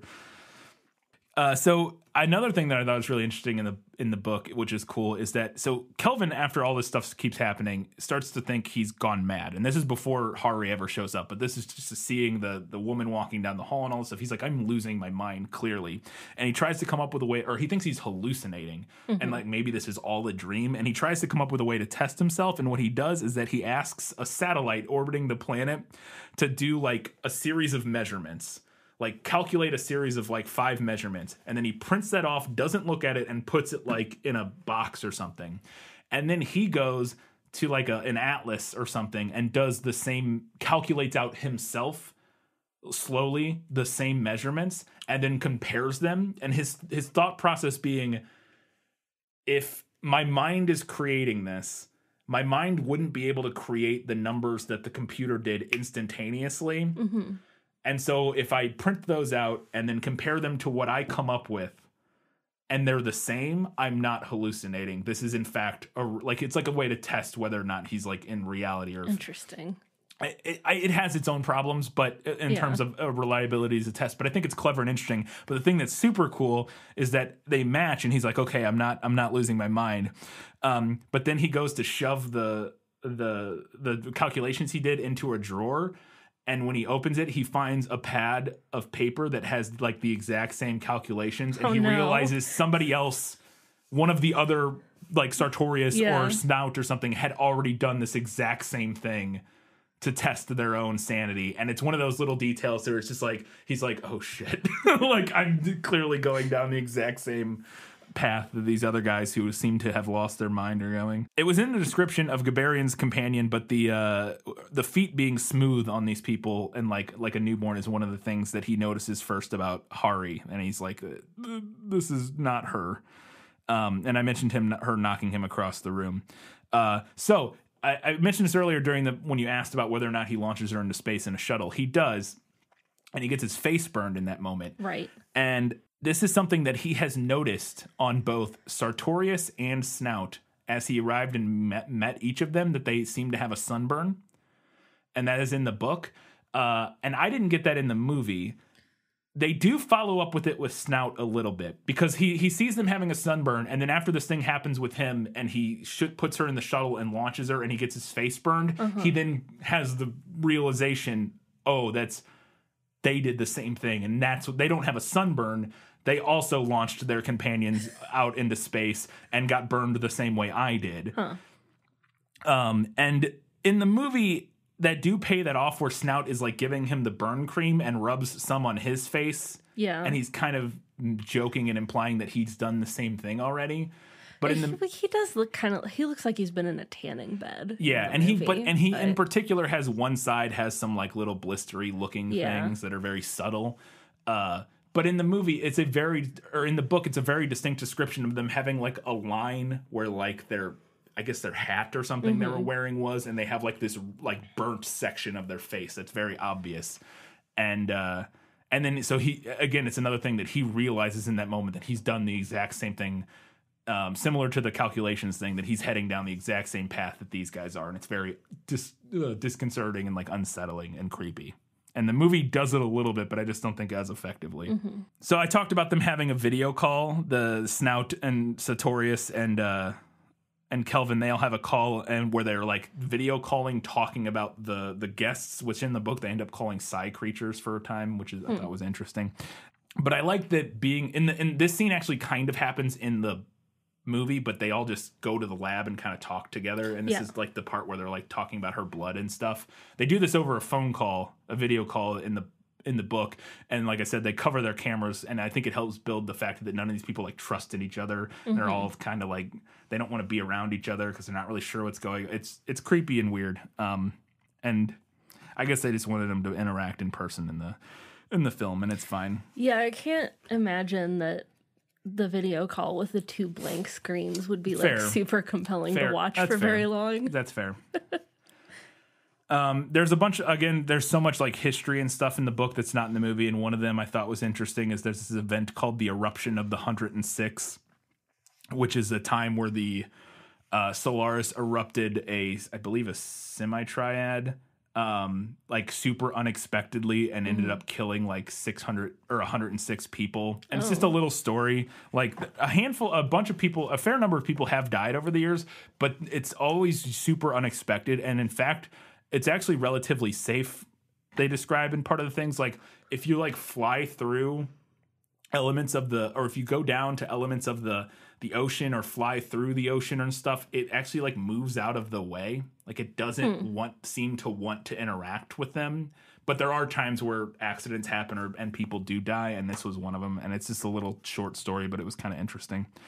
And they also, there's this thing called after that called Sankin's Ultimatum, where they want to nuke some people want to nuke the ocean after this happens, and then this guy says, if you do that, I'll destroy the entire space station. Like the Sankin guy is on the space station. He says on the station, he says, if you guys nuke the ocean, I'll kill everybody else on the station. And there's like this big stand. There's a bunch of this weird, cool, interesting little backstory stuff that we get over the course of the book that just doesn't make it into the movie. I think the book does a better job of depicting Kelvin's struggle about wanting to keep Hari versus like be rid of her. It comes across okay in the movie. There's like that scene that's really weird in the movie where he leaves to go to the lab and then like runs back and is like hugging Hari, and she's like coming to, and I think the idea is she like passed out when he left because, again, him not being in his presence or something. Yeah. And I think ultimately by the end we do kind of get there, but it's just more, there's so much more of it in the book because we can read his inner struggle of like his thoughts and what he wants to do about Hari, and it's just more heartbreaking, I think, in the book than it ends up being in the movie. I also think that revealing her killing herself, the fact that she killed herself, happens as soon as we meet her in the book. And I think I prefer that to the reveal in the movie where it just comes kind of almost as a twist, like after she's been there for like an hour of the film. Yeah. She kind of like just says it.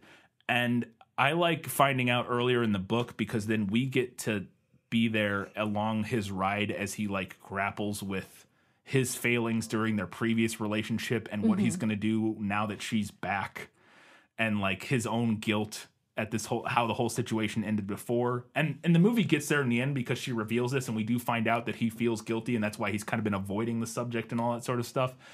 But when we find out earlier in the book, I like the tension it causes for us as readers. I don't know. I think I prefer the reveal in the book, but the movie one's not bad. I talked about how there's a bunch of really good conversations. One in particular is this big, long conversation Kelvin and Snout have about Hari and what Kelvin wants to do about her. And like none of this is in the movie. And it ties back to a moment ago about Kelvin's conflict not coming through the same way. And I just wanted to read a short excerpt of this because I think it's a really good example of some of the dialogue that we get. This is them just talking about Hari. We're starting with Snout here. Right, so she loves you and you want to love her. It isn't the same thing. You're wrong. I'm sorry, Kelvin, but it was your idea to spill all this. You don't love her. You do love her. She's willing to give her life. So are you. It's touching. It's magnificent. Anything you like, but it's out of place here. It's the wrong setting, don't you see? No, you don't want to. You are going around in circles to satisfy the curiosity of a power we don't understand and can't control. And she is an aspect, a periodic manifestation of that power. If you were being pestered by some infatuated hag, you wouldn't think twice about packing her off, right? I suppose so. Well, then that probably explains why she is not a hag. You feel as if your hands are tied. That's just it. They are. All you are doing is adding one more theory to the millions of theories in the library. Leave me alone, Snow. She is... No, I won't say any more. It's up to you, but remember that she is a mirror that reflects a part of your mind. If she is beautiful, it's because your memories are. You provide the formula. You can only finish where you started. Don't forget that. What do you expect me to do? Send her away? I've already asked you why, and you don't answer.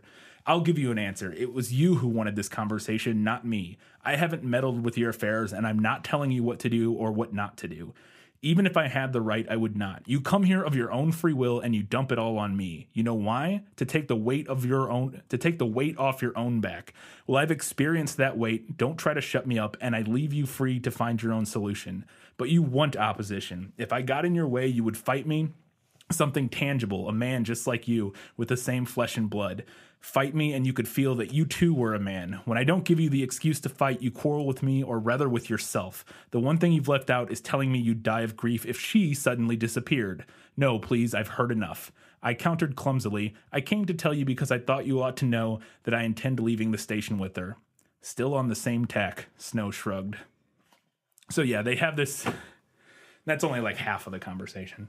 Or not even. They're quite a bit more. It goes on for pages. But I really... Some of that stuff in there, confronting like what she is and what he wants, and Snow calling out his bullshit, and I don't know. It was really good, and we don't get like any of that in the book or in the movie. After that, he also worries that shooting his encephalogram into the ocean will end up and result in Hari dying because he subconsciously wants her to.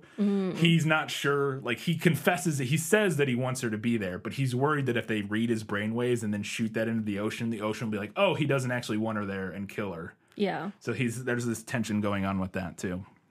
So after that whole conversation with Snout that lays bare his insecurities and his inner lies, that chapter ends on Kelvin going to bed, thinking to himself, as it's the last line in the chapter, apathy robbed me of the strength even to despise myself, which I thought was what's a mood. It's a whole it's a whole line, and I was like, oh, that's a good one. There's a shot in the movie that we both were like, why, what is happening? And I put it in better in the book because I just don't get it, and maybe somebody out there can explain it, but the camera zooms in on Kelvin's ear and his ear hair as he's talking about Hari, I believe. I can't remember the exact context of the conversation because I was so distracted by the ear zoom. Yeah. And I don't know. I didn't get it. I will say that I think this movie would benefit from a rewatch. I probably won't, at least for a while, because it is very long. But I do think that there would benefit from a rewatch. We're almost to the end of Better in the Book, I promise. Kelvin has this whole long thing in the book at the very end about he has this hypothesis about an imperfect God that's very interesting. I'm not going to read it because it's a lot, but it's another whole discussion, kind of contemplating the idea of what a God could even be. And he's like, it's very interesting. I would recommend going and seeking out I'd recommend this book, and we'll get to that. But that conversation, none of that's in the movie about the imperfect God. All right, that's time. Let's talk about the ending. So, and I have this in Better in the Book because overall I prefer the book's ending.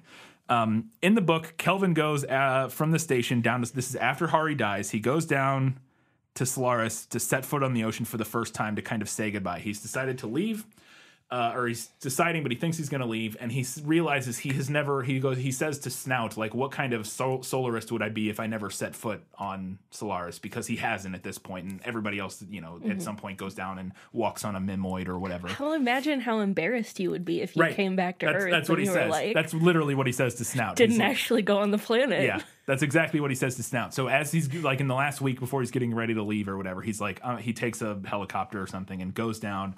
And he's walking around on the planet, and he ends up climbing up this giant Mimoid that he finds, and ultimately ends up on a beach. And he literally shakes hands with the ocean. It's a very cool scene that I knew was not going to be in the movie because I knew it would be impossible. Here's what he says. This is him describing it. What followed was a faithful reproduction of a phenomenon which had been analyzed a century before. The wave hesitated, recoiled, then enveloped my hand without touching it, so that a thin covering of air separated my glove inside a cavity which had been fluid a moment previously, and now had a fleshy consistency. I raised my hand slowly, and the wave, or rather an outcrop of the wave, rose at the same time, enfolding my hand in a translucent cyst with greenish reflections. I stood up so as to raise my hand still higher, and the gelatinous substance stretched like a rope but did not break. The main body of the wave remained motionless on the shore, surrounding my feet without touching them, like some strange beast patiently waiting for the experiment to finish. A flower had grown out of the ocean, and its calyx was molded to my fingers. I stepped back, the stem trembled, stirred uncertainly, and fell back into the wave, which gathered it and receded. So it's this like very Moana vibes. Yeah, it feels like this very cool moment, and so he does all that.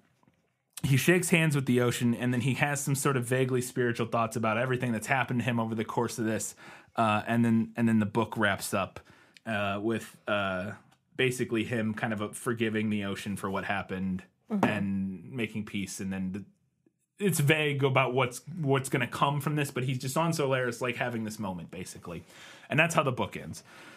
In the movie, he goes from Snout kind of having their discussion to just it appears that he's just back on Earth now. He's made it back home. And I was like, oh, are they going to do the ocean thing with this like pond here? Because he's like the pond from the beginning by his father's house, I guess it is.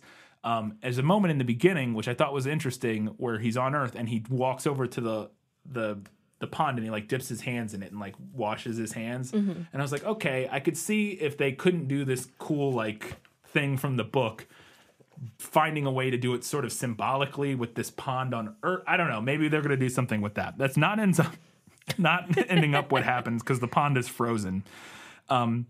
He walks up to the house and water is like he sees his dad inside and water is like pouring on his father. Who doesn't seem to notice. And this is a sort of a callback to the beginning where Kelvin was sitting in the rain outside at the house. So there's some callback there.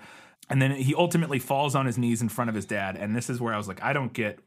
And then that's how the movie ends. The camera pulls back and reveals he is on Solaris. Yeah. On one of the islands that they mentioned.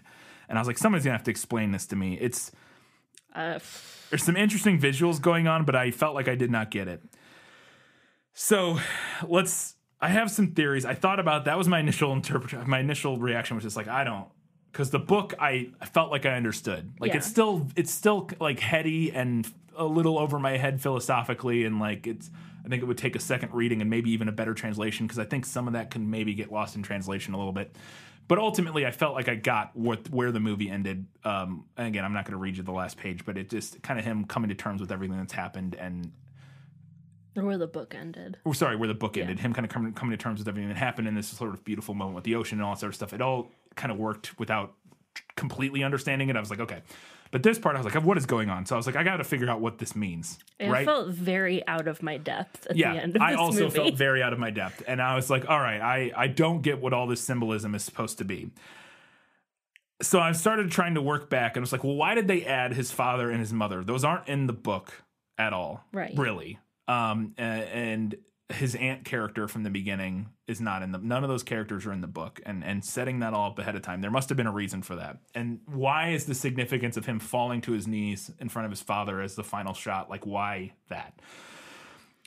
I want to head all this off by saying this is pure. I have not read or watched any sort of other like theory or analysis about this film. This is purely just my own thoughts 24 hours after watching it. A potential interpretation, and we're going to talk through it and see if it makes any sense to you.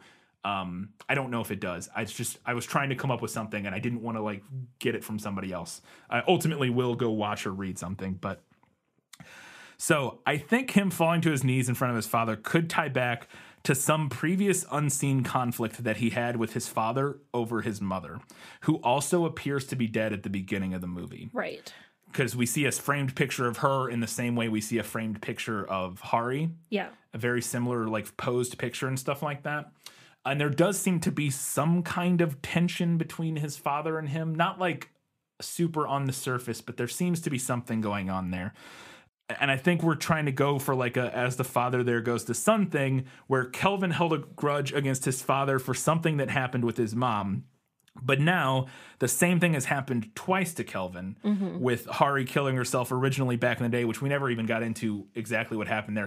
It is mentioned in the movie, but he left her essentially, and she threatened to kill herself, but he didn't believe her or something, and so he like just left her. And then he comes back, and she has used some drugs he left there or something to kill herself. And he feels incredibly guilty about this for the rest of his life because he like didn't believe her or whatever. And now she has killed herself. She's come back and had a second chance, and she's killed herself again. And I'm wondering if the ending is supposed to be now him seeing his father in some new sympathetic light, because I think this also ties into the dream containing both Hari and Kelvin's mother, and them being very similar. Yeah. And so him prostrating himself in front of his father is him coming to terms with his own failings, recognizing them in himself, and that they're the same failings that he couldn't forgive his father for. And so I think maybe that's something that the movie's going for. Yeah, I could see that. I think my only potential issue with that theory is, and it's not even really an issue, it's just like not knowing for sure that there even is that conflict there is maybe the only issue with that interpretation, but I think that makes sense. Yeah, I don't disagree. I think it is. it's incredibly opaque, the symbolism. It's not easy. And like I said, that was just me trying to sit on it for like a day, trying to think like, what the heck does this mean? And I do think that because of the sort of inversion of the stuff we get at the beginning and the end, with the rain on him at the beginning and then the rain on the father at the end, and again, him sort of seemingly, again, prostrating himself in an almost apologetic manner in front of his father. I agree. I think the biggest issue is that I didn't feel like there was a particular tension necessary. There may have been something there. He does have a line. The father has a line about how they never talk or something at the beginning. Yeah. He does have that line, but it's hard to know what the exact context of that line is. Again, we've only seen this movie once. So anyway, and again, it's all very like super like not obvious. I am usually pretty good at symbolism. Like if I might just toot my own horn, I'm usually pretty good at symbolism, and this left me in the dust. Yeah. I will say one of our friends, Rodney, who's a big film guy, said that Tarkovsky films he has a hard time with. Yeah. He finds them very difficult to suss and sort of figure out what they're getting at. I mean, Tarkovsky is regarded as one of the greatest filmmakers of all time. Like he's among like one of the most influential and important filmmakers of the 20th century. But his stuff is particularly like heady and strange and philosophical and symbolic in a way that is not easy to parse. So if you did watch this movie and you were like, what? I felt the same way, and we both felt the same way. And like you said, we are both generally pretty good, because we've had at least a little bit of training. We're generally pretty good at being able to figure out what something means or is supposed to mean. I mean, both of us have had some amount of training, and we've been doing it on this podcast for language, but but I would love if you've made it this far, I would love to hear what anybody else has to say and what they think. Again, I'm going to go do some like reading and watching. I'm sure there are essays and stuff for book, whatever about sort of interpretations of this ending. I would be interested to see what people think of my interpretation, possible interpretation, and what other people think, because it is interesting. It is interesting. Speaking of the movie being interesting, that's the end of Better in the Book. Let's go ahead and talk about what I thought the movie did better. My life has taught me one lesson, Hugo, and not the one I thought it would. Happy endings only happen in the movies. I thought it goes on way too long, but I thought the scene where Burton is driving in the car and it, like through the traffic and the sound builds and builds and builds and the lights flying by, I thought was like this sort of interesting visual symbolism and in comparison to space travel and the journey he has been on and the one Kelvin is about to go on. I thought it was interesting. Like I thought it worked. It's compelling for a while. It goes on too long. It goes on way too long. I agree. But it is. I thought it was interesting. The encounter with Jabarian's guest outside of his room after he leaves the room and sees the woman walking down the hall. I only have this in Better in the Movie because they changed it to less problematic version of this character. Because I do actually think the way it's written in the book is much more evocative and creepy and weird than it comes across in the movie. And this is even before the whole dead body part. This is just the way it's written when he sees her for the first time and she walks down the hall and stuff. When I read that in the book, I was super excited for this moment, barring any potential like weird problematic elements. I was super excited to see how they did it in the movie, and it works in the movie. It is creepy, but I think there's so much more there to have with that. There's so much more there to have with this whole book, and we'll talk about that eventually. But anyways, I liked that they didn't have any weird racial issues with the.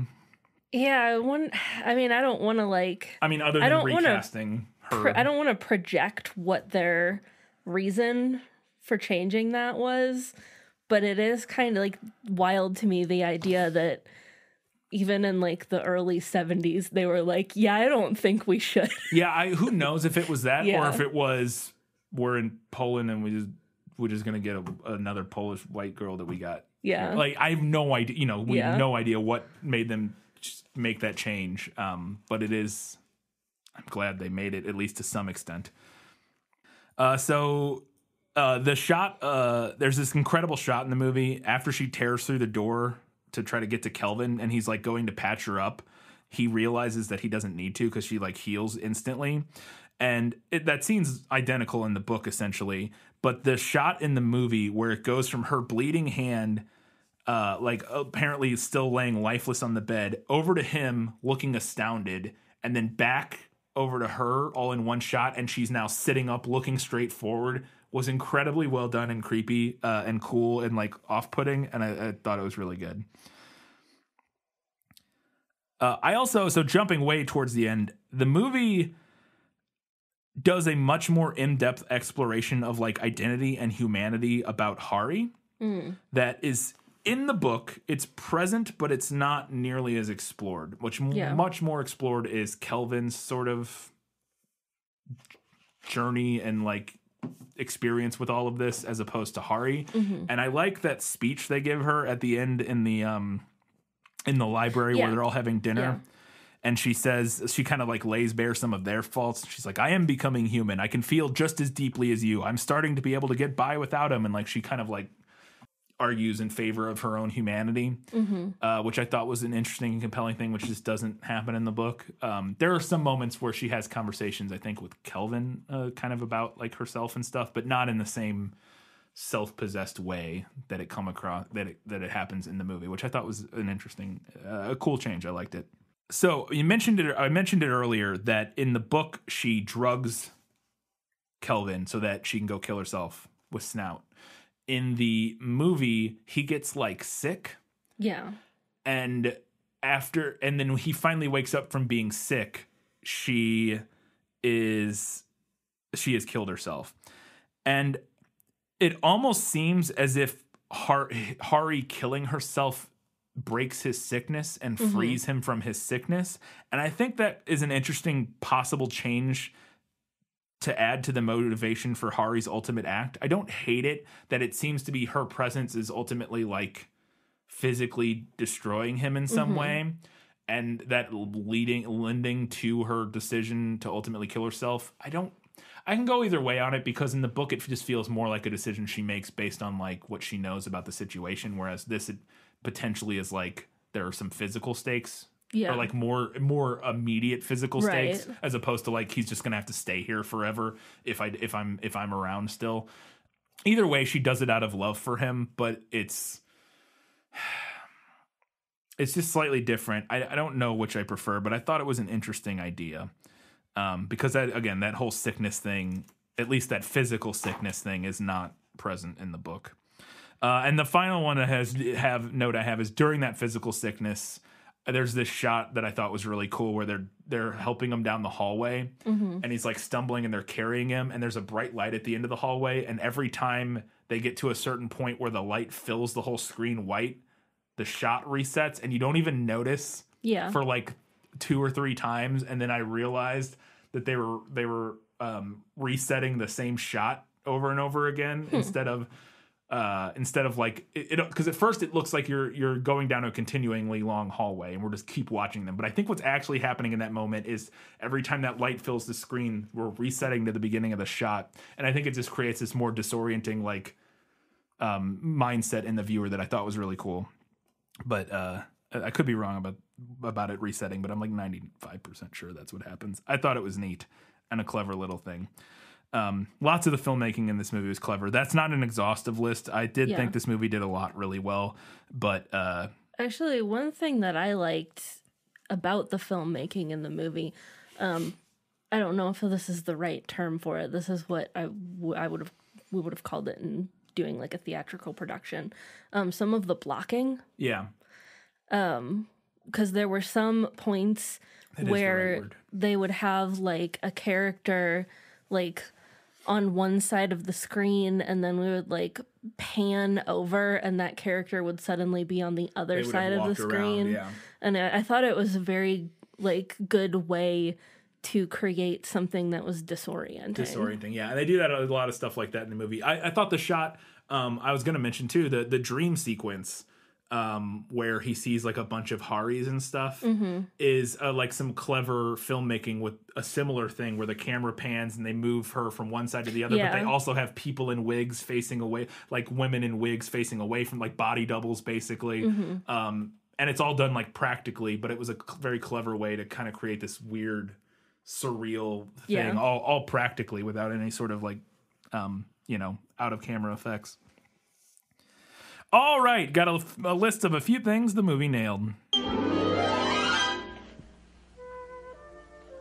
As I expected, practically perfect in every way. I loved the shot of, so when he's landing on Solaris, they're like not responding, and we talked about him landing and all that stuff, but this I guess could be a movie, better in the movie, I don't know. The shot of his eyes as he's flying was just a cool shot, so there you go.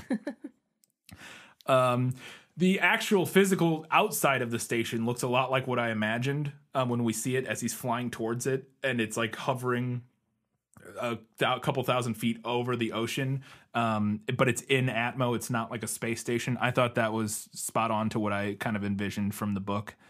There's a ventilation system that sucks the rocket fumes out of the landing bay he's in, and they have a distinct shot of that, which is mentioned in the book. Snow is pretty adequately losing his mind, or seeming to be, when he first runs into him. Again, it's a little bit more so in the book, but it's close enough, and it works in the film. And he does have the line as he's leaving, which I thought was a great little like setting Kelvin on edge line, where he says, "If you see something out of the ordinary, don't lose your head." And then he's like, "Bye." It's like, what does that mean? Very like mad professor kind of trope. It's like, what does that mean? Okay. Bye, I guess. When he does meet Sartorius for the first time, he goes up to his lab and Sartorius doesn't want to talk to him. He has it all barricaded and everything, but then he does come out and he's holding the door shut behind him, and the door's like occasionally banging. And it's a great moment in the book, because you're like, what is going on in here? And they have that same moment in the movie. Again, ultimately, the little person or whatever does get out in the film, which doesn't happen in the book, but the meat of the scene is there.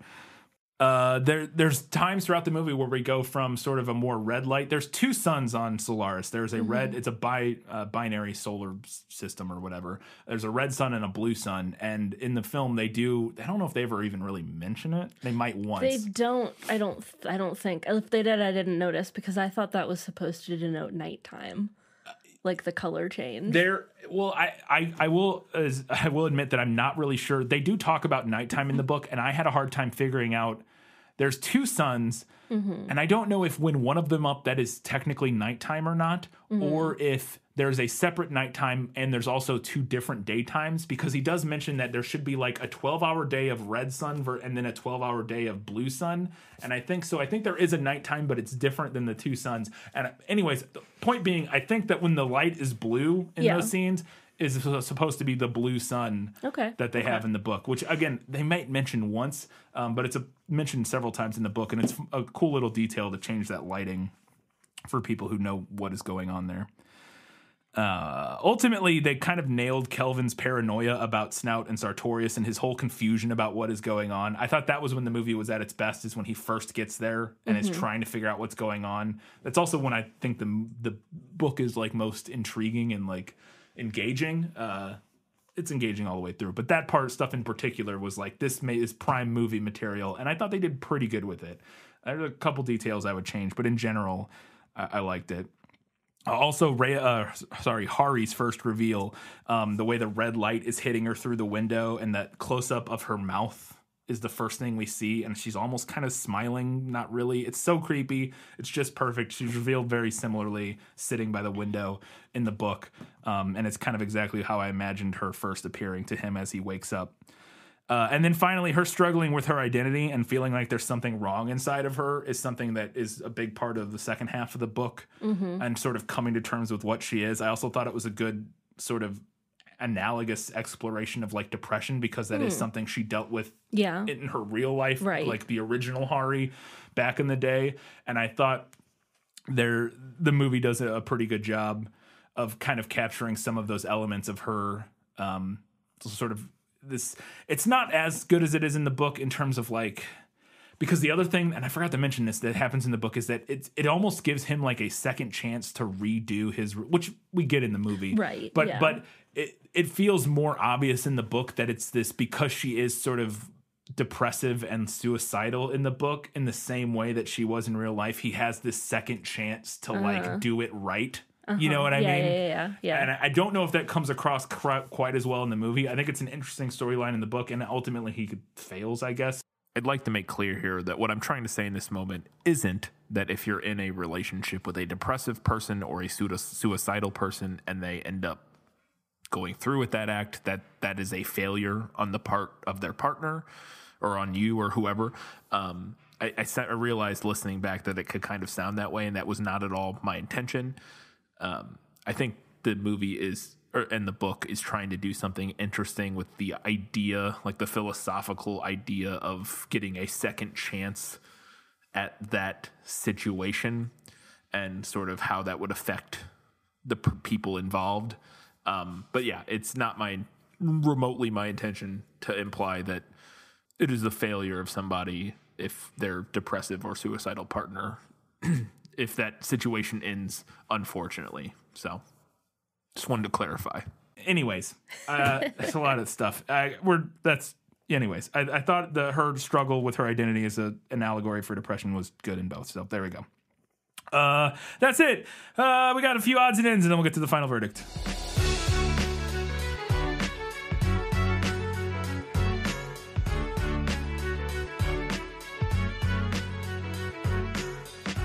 So the opening credits, I was like, those are some opening credits. It's literally just white text on black background. Nothing else. Very utilitarian. Yeah, because I would very much have imagined what it would have been like just shots of the ocean with the credits. You know what I mean? Because even back then they could have done just like. Because I will say, what I generally imagined for the ocean, at least a very close visual reference would be like a lava lamp. Oh, yeah, okay. And I'm not saying they should use a lava lamp, but I'm saying you could do something with a lava lamp-like substance. Yeah, that kind of technology or whatever. And they have some stuff that looks like that at times in the movie. Yeah. And so I would have felt like that would have been a good way to do the opening credits. When you said that you were imagining they would do the credits over the ocean, I imagined the credits from Ben and Arthur. I honestly, the Ben and Arthur credits jumped to my mind. That's honestly not far off from... the sludge. Yeah. Speaking of the ocean, though, I could have sworn in the prequel you said that the ocean was red, and it's never red in the movie. So it's a confusing thing in the book because it seems to be described as lots of different colors at different times. I think that makes sense. It is red. I think it's sometimes, and I've seen some depictions of it in like art where it is red, but I've also seen depictions where it's different colors. I don't know, but there is a lot of red when there's the red sun out, and I think it's just lots of different colors throughout the book. Fair. But there is a lot of times that it's red. I think it changes. Yeah, though. I just wanted to, because I was expecting it to be red when we watched the movie, and then it was like kind of bluish a lot of the time. Yeah, I don't know. I had a hard time even in the book because they describe so many different ways that it looks at different times that I don't know what its like base state is supposed to be, or if we're supposed to even know what its base state is. Could be part of it. The fact that it's confusing might be intentional because we don't understand the ocean. It feels like that might be the point. Yeah. And I did. So speaking of the prequel, there was one thing I mentioned in the prequel that there was somebody had read the ocean as a symbolic representation of the USSR or something, and Lem had kind of poked fun at that. I will say that based on this one description in the book, I could see how somebody, if they just took that, might think that they had delved some depths of symbolism here, because this is one of the descriptions early on in the book. New theories proliferated. The ocean was evidence of a state of degeneration, of regression. Following a phase of intellectual depletion, it was a deviant neoplasm, the product of the bodies of former inhabitants of the planet whom it had devoured, swallowed up, dissolving and blending the residue into this unchanging, self-propagating form, supercellular in structure. To me, I think you could look at that and go, oh, yeah, it's like when the USSR gobbled up all the little countries and turned it into one big, like I could see somebody reading that and being like, yeah, maybe it's talking about, I don't know if it carries through the rest, but that mean, that chunk of monologue from Snout that you read was, not necessarily like unique to the USSR, but it definitely to me read as like anti-colonialism. It's definitely anti-colonialism, but I think I think it's so ubiquitous that it would be incorrect to read it as a reference necessary. Or not incorrect, but it would be limiting to read it as like a specific critique or reference to the USSR. I'm not saying it isn't, because it would apply still. But to me, it's so like right. But you could apply it, across the board. Across the board, because it is very much a sort of a call out of colonialism and just humanity in general. My last note here, I just wanted to throw out my admiration for Kelvin as such a stylish man. He is. He really is. His bathrobe and his pajamas are all monogrammed. All monogrammed. We love it. Yeah. I love his platform boots that he wears. Those pants. Great. I want those pants. I love his gray pants with like these black strappy things down the sides. I don't even know. It's supposed to be like space clothes. Yeah. It's like the idea. I love his outfit for most of it though, because he's got like platform boots and like the fancy tight pants and a mesh shirt and a leather jacket. Yeah. He looks like he's going clubbing. I love it. It's fantastic. Space clubbing.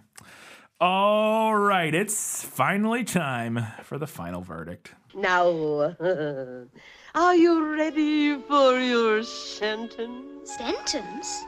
But there must be a verdict first. Sentence first, verdict afterward. Solaris, the film, is a keystone piece of science fiction filmmaking. It's beautifully shot, revels in the slow moments, and presents lots of fascinating symbolism that makes the viewer really think about what the filmmaker is trying to say.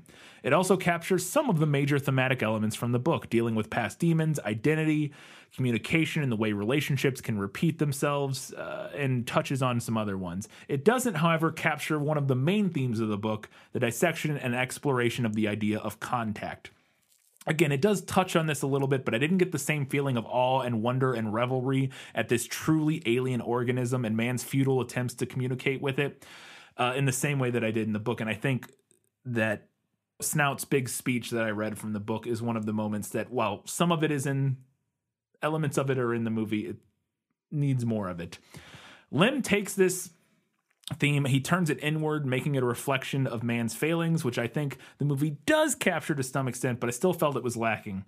The technological limitations of the time period also don't help, as many of the most visually stunning moments I was envisioning while reading the book just simply aren't possible in a 1970 film.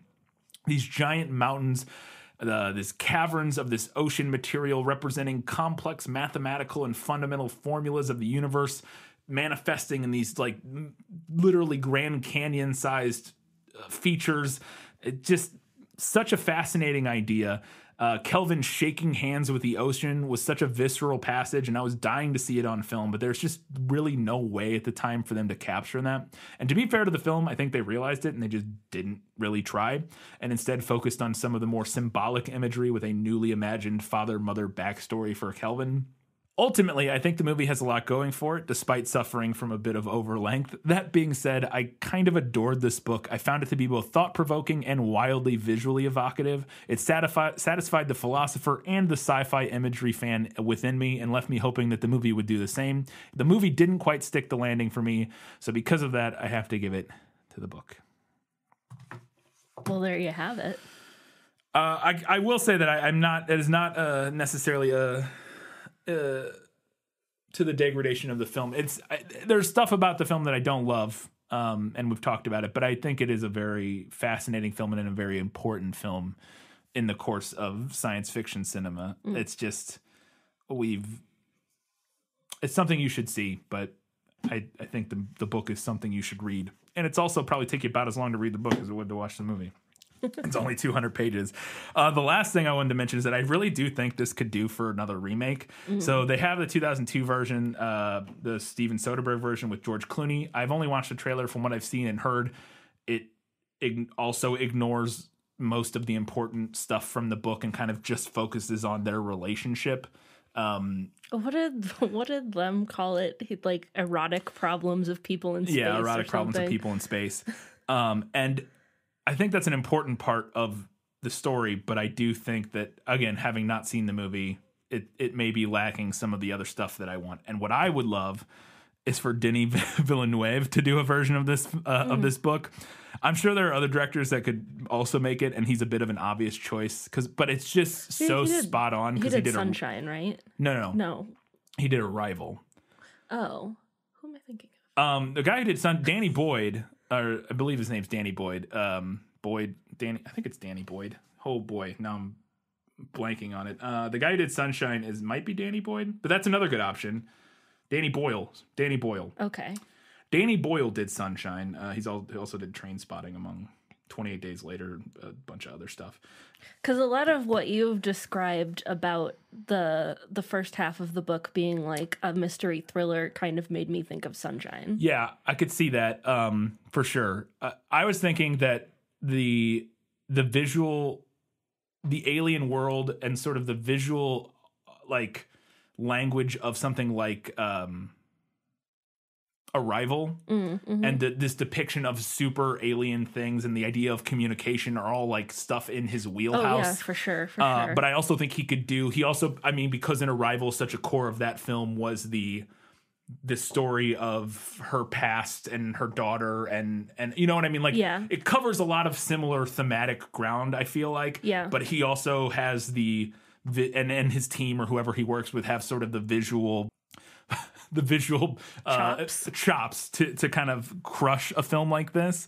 I think he can do all of the philosophical stuff that I want from the book, while also delivering those like awe-inspiring alien ocean moments that I was left wanting after watching this movie. Because I do think that even though you could say that maybe it's not the point, I do think there's something about the sort of visual depictions in the book, or visual descriptions in the book of this alien world, and because the idea that it is so alien and the whole idea of contact and all that is such an important part of the book, being able to see that on the screen would help sell some of the thematic through lines of the book that we didn't get in this one. For sure. I mean, just based on what you've told me, I think if you did get the right people to work on this, I think the technology is there now. Oh, absolutely there to now. make it something just really cool. Absolutely, it is absolutely there now. You could argue that maybe that it would fail in sacrificing some of the more thematic elements and philosophical elements for that visual spectacle. But I do think if you read this book, there's no way that you can't imagine that it has to be both, because the philosophical parts are super important, but so is he spends dozens and dozens of this 200-page book describing this alien world in great detail for like pages and pages on end. And it's like there's no way that wasn't equally important to him, at least in getting across some of the thematic elements, was you really understanding what this place looks like and what it feels like and how weird and alien it is. I don't think there's any reason it couldn't be both. I agree. And like I said, I think Denis Villeneuve could do it. Yeah. I'm sure there are other people, but he's just the one to me that I was like, this is you, man. This is you to a T. Go make Solaris. All right, that's that. That's the longest one we've had in a while. Just about over 2 hours. Still shorter, hour and a half shorter in the movie, so... Crushing it. Yeah, crushing it. Before we wrap up, want to once again remind you can head over to patreon.com/thisfilmslit. Support us for $2, $5, $15 a month. Get access to different things at each level, including our review at the $5 and up level of 2018's Cold War, another beautiful Polish film that we had some issues with. Very similar. But we wanted to thank our Academy Award-winning patron, Eli Youngs, for supporting us and for requesting Solaris. You can do the same. If you support us for $15 a month, you can not request Solaris, but you can request something else, a different story, a different film that is based upon a book. Katie, what's next? Up next, we are having a march that I'm pretty excited about. I am too. We're doing like a mini spring series. Yeah. So what we have coming up immediately next is The Neverending Story, that book by Mikhail Enda and the 1984 film. We'll follow that up with The Neverending Story Part 2. Yeah. And we will be joined for both of those main episodes by guest host April Etmanski from No Such Thing as a Bad Movie Pod. Fantastic. Who was on our Holes episode, yes, if you have not If you don't listen to No Such Thing as a Bad Movie Pod, or if you just want to hear on this show, go back and listen to our Holes episode. But she'll be joining us for both of the Neverending Story episodes. I'm very excited. I don't think this is fun. I don't know if I've ever seen Neverending Story 1. I've seen Neverending Story 2. I don't think I've ever seen the second one. I'm almost sure I saw the first one at least once as a kid. Yeah. Because I have like some vague memories of it, but I've never read the book. I don't know. Yeah, I don't really know anything about it. I'm really excited about this little mini series because both films are based on the book. Yeah. The book covers like both movies. And April, there is a third movie, by the way. But we won't right, but I don't think I don't know if it's based on a book or not. I don't think so. But April has seen, or she has read the book before, and I haven't. Yeah. So she is going to read the whole book again before we watch either movie, and I am going to stop at the point of the first film. Yeah. So that we can get like both kind of. And I'm not reading it at all. So and you're not reading it at all. Yeah. Every possible combination. Of there might be another one, but most of the possible combinations of watching and or reading. So yeah, that should be fun. That should be. I'm looking forward to it because I watched the second one a ton as a kid. I really enjoyed it. Well, I don't know why the second one in particular, but that is the one I've seen the most. So, anyways, come back in 1 week's time. We'll be doing a prequel for the Neverending Story, and in 2 weeks' time, we're doing the Neverending Story Part 1. I don't think it's called Part 1. I think it's just called the Neverending Story. Yeah. Until that time, guys, gals, non-binary, giant sentient alien oceans, and everybody else. Keep reading books. Keep watching movies. And keep being awesome.